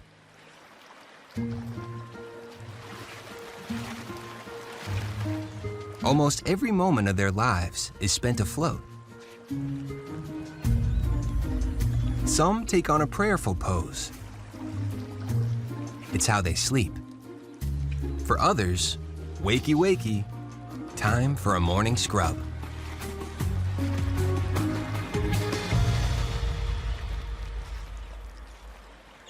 Otters are the heaviest members of the weasel family. and are uniquely adapted to life around water. They use their tails for balance and as a rudder. They can open and close their small ears for diving. And they have the densest fur in the animal kingdom, like a full-body life jacket. 800 million hairs trap air close to their skin and keep out the icy ocean. Sea otter romance leaves much to be desired. A skinny dip with a partner might sound romantic, but it ain't. It's a rumble and a tumble until the male gets a good grip.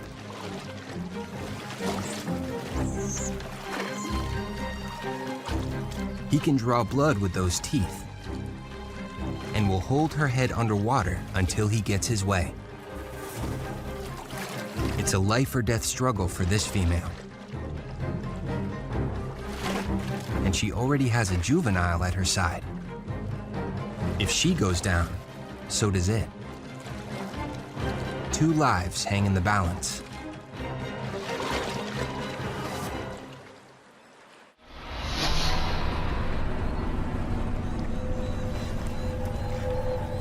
It's a California love tangle that can turn tragic. This reluctant female sea otter and her young pup could easily be killed by this determined male.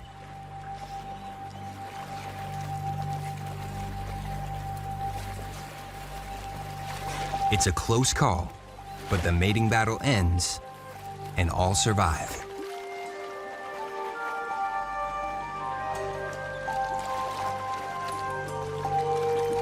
He'll leave her to raise their new offspring alone.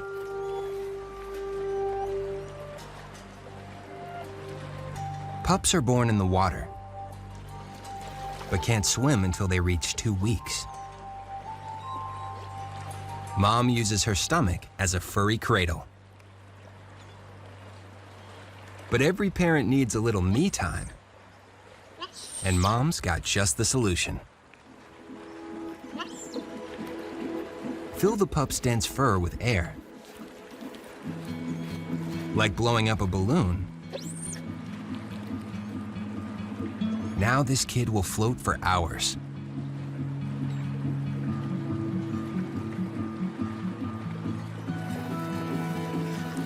She wanders off while the youngster bobbles like a buoy nearby.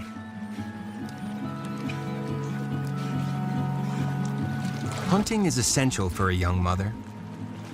She's on a high-calorie diet, eating up to 30% of her body weight each day. A large innkeeper worm makes a perfect starter.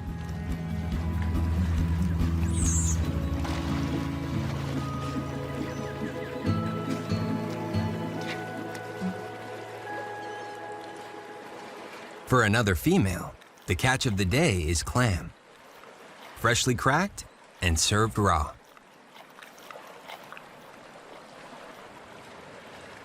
Her pup is a little older and can swim.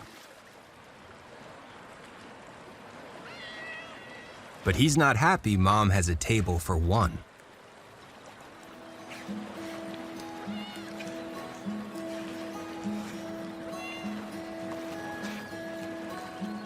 He depends on her until he can wrangle his own dinner.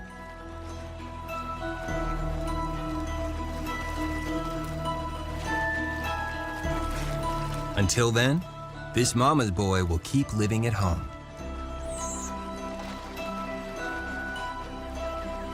A little otter growing up on a big coast.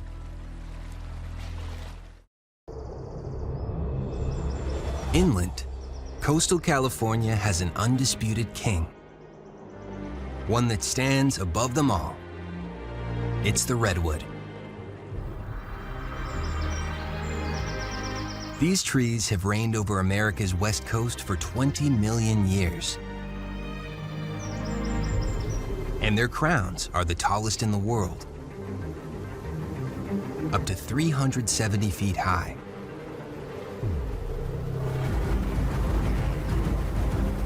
taller than an Apollo rocket.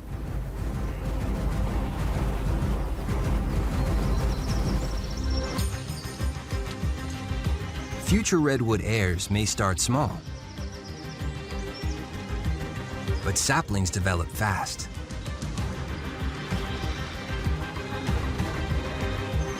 In peak conditions, they can grow to a regal 50 feet in just 20 years.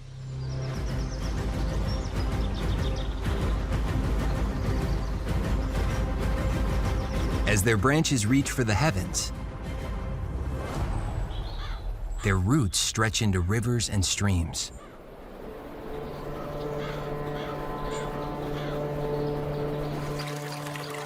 Every tall structure needs a solid foundation.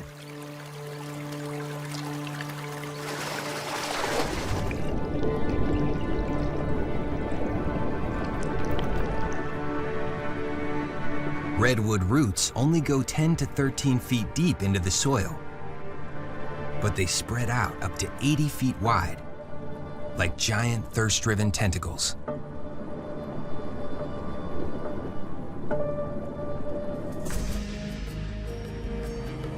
Coastal redwoods span more than 500 miles along California's Pacific coast, from Big Sur all the way up to southern Oregon.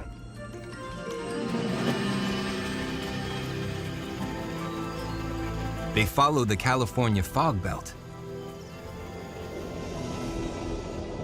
a strip of coast where miles of marine fog regularly move inland.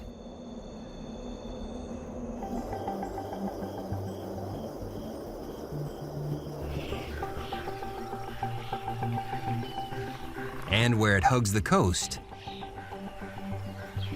is where redwoods thrive.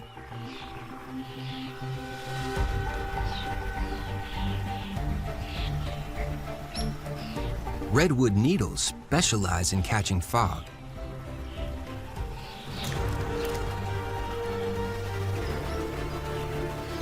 And some plants below depend on it. The understory may get as much as 13 inches of moisture from a redwood on a single foggy day.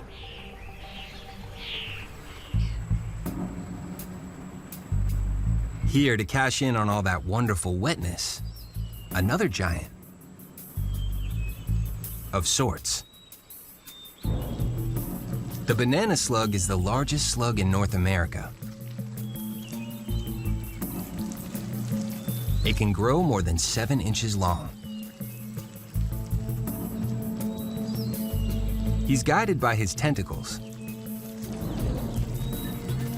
The top two detect light, and the lower two smell what's before him.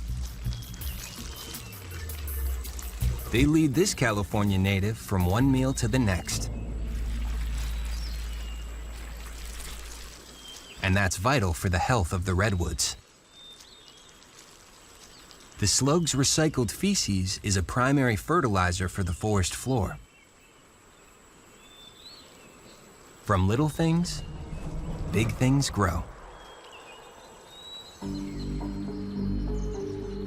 Other creatures slink around the base of these woods too.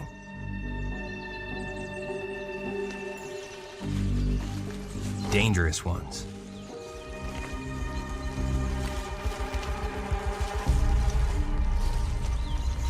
The garter snake specializes in the redwood's cool and dark climate.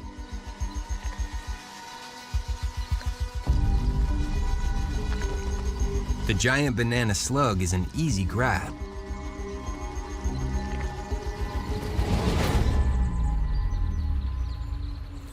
Too slow to get away.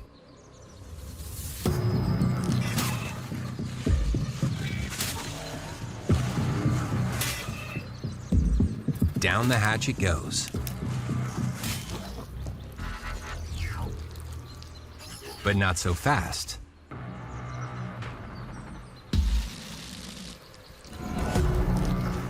There's a catch, and the garter snake is only just starting to realize his mistake.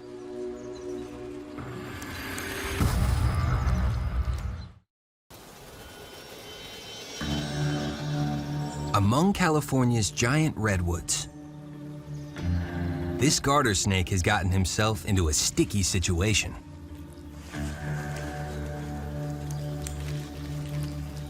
At the time, banana slug for breakfast seemed like a good idea.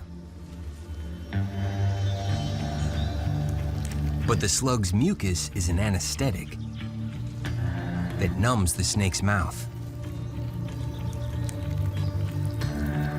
He starts choking on the slime.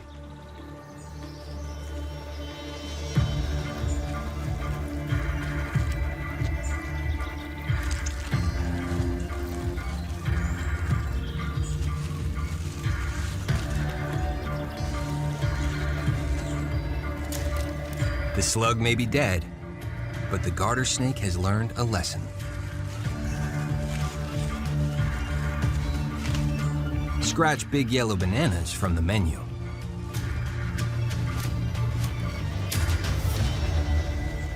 Such defenses exist throughout the animal world. And the tree world has some of its own too. There's a reason why these giants live so long. Each redwood has 3 major lines of defense. First, it's fireproof. An old redwood has bark thick enough to survive the hottest of wildfires.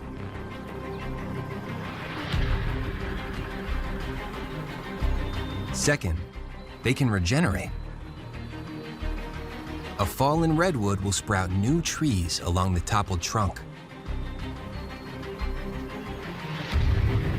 And finally, tannins. The chemical responsible for the red color of the bark is a weed killer and an insect repellent.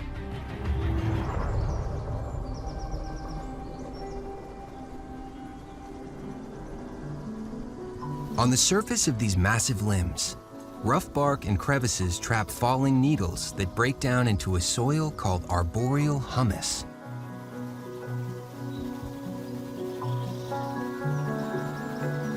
This humus absorbs rainfall like a sponge. In short, it becomes Earth, a planet above the planet. And from this Earth sprouts new life. A hidden forest, unseen from below.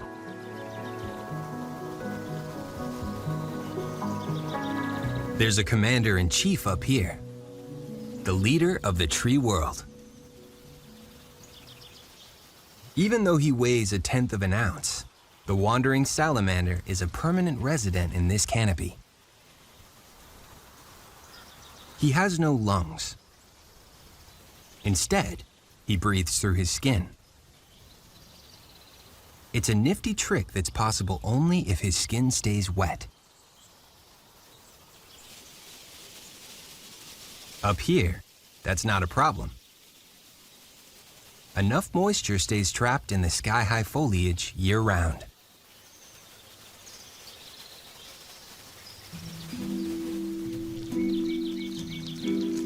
These salamanders are only found in North America, where they become expert climbers.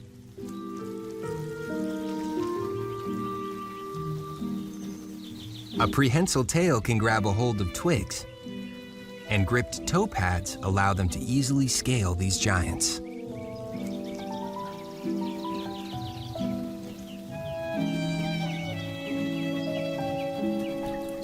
They tunnel under moss, find mates, eat insects, and jump from limb to limb with confidence.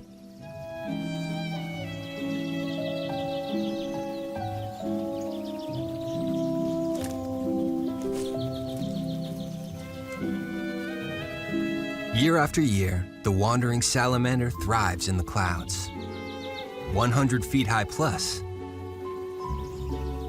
and may never touch the ground.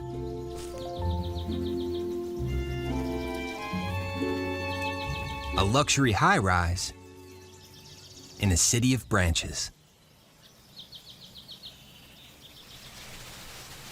Climb higher, and you reach the crown of the redwoods.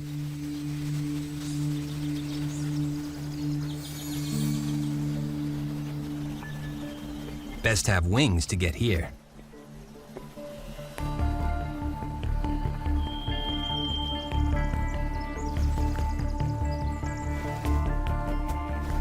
The northern spotted owl moves up and down to find the ideal temperature on any given day.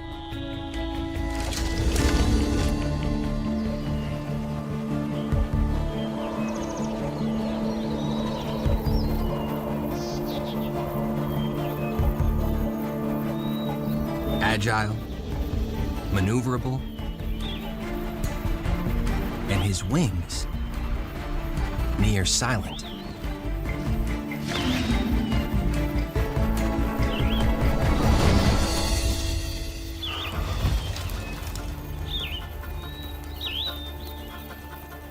Night and day, from ground to crown.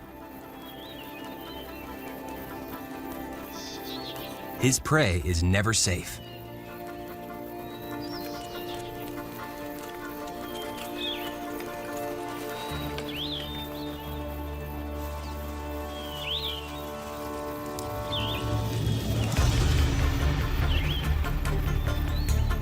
It's dinner time.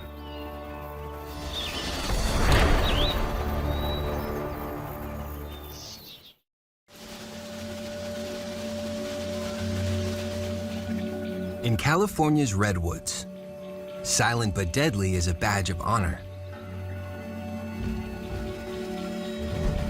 And it's worn by the spotted owl. His soundless approach goes completely unnoticed.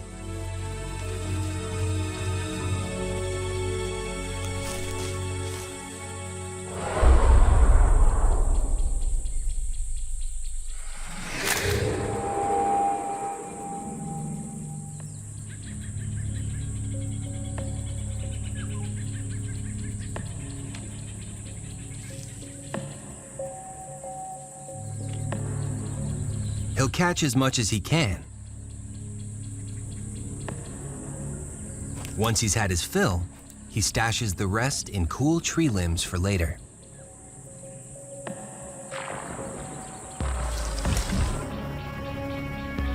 Spotted owls live almost exclusively in old-growth forest.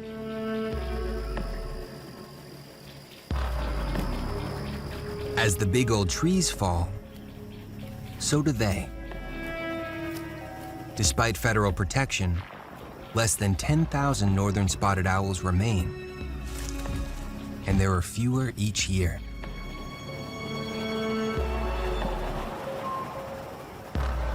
One thing more precious than a spotted owl is two. This breeding pair has bonded for life.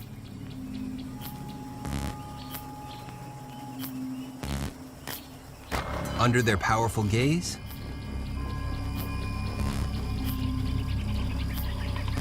Spotted Owl Jr. Just 2 months old and already acting like a famished teenager.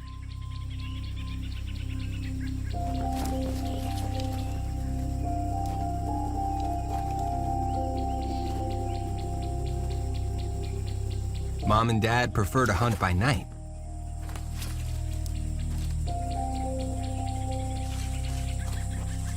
But Junior's insatiable hunger doesn't allow for a day off.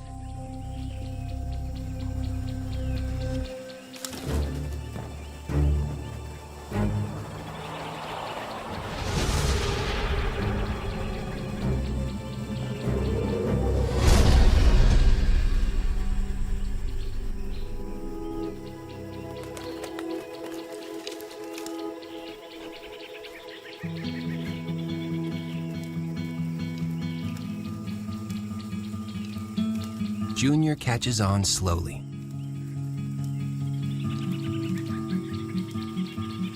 But within another couple of months, he too will be dispatching mice by snapping their necks and downing them whole.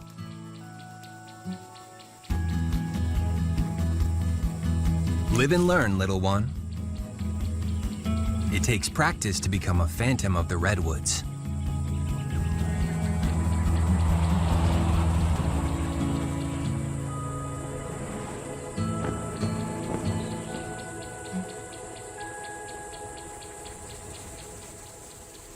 The hunt of the owls brings us back down to Earth. But what defines this space is still the rise of the ancient redwoods. Some of them are more than 2,000 years old.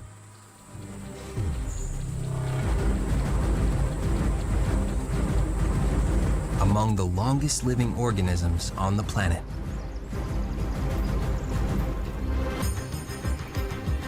Each is like a high-rise building for an incredible range of tenants.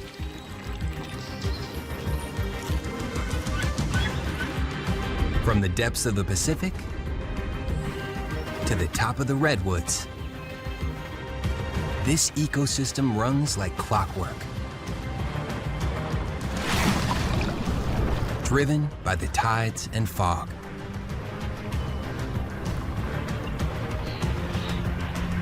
This is a kingdom of giants.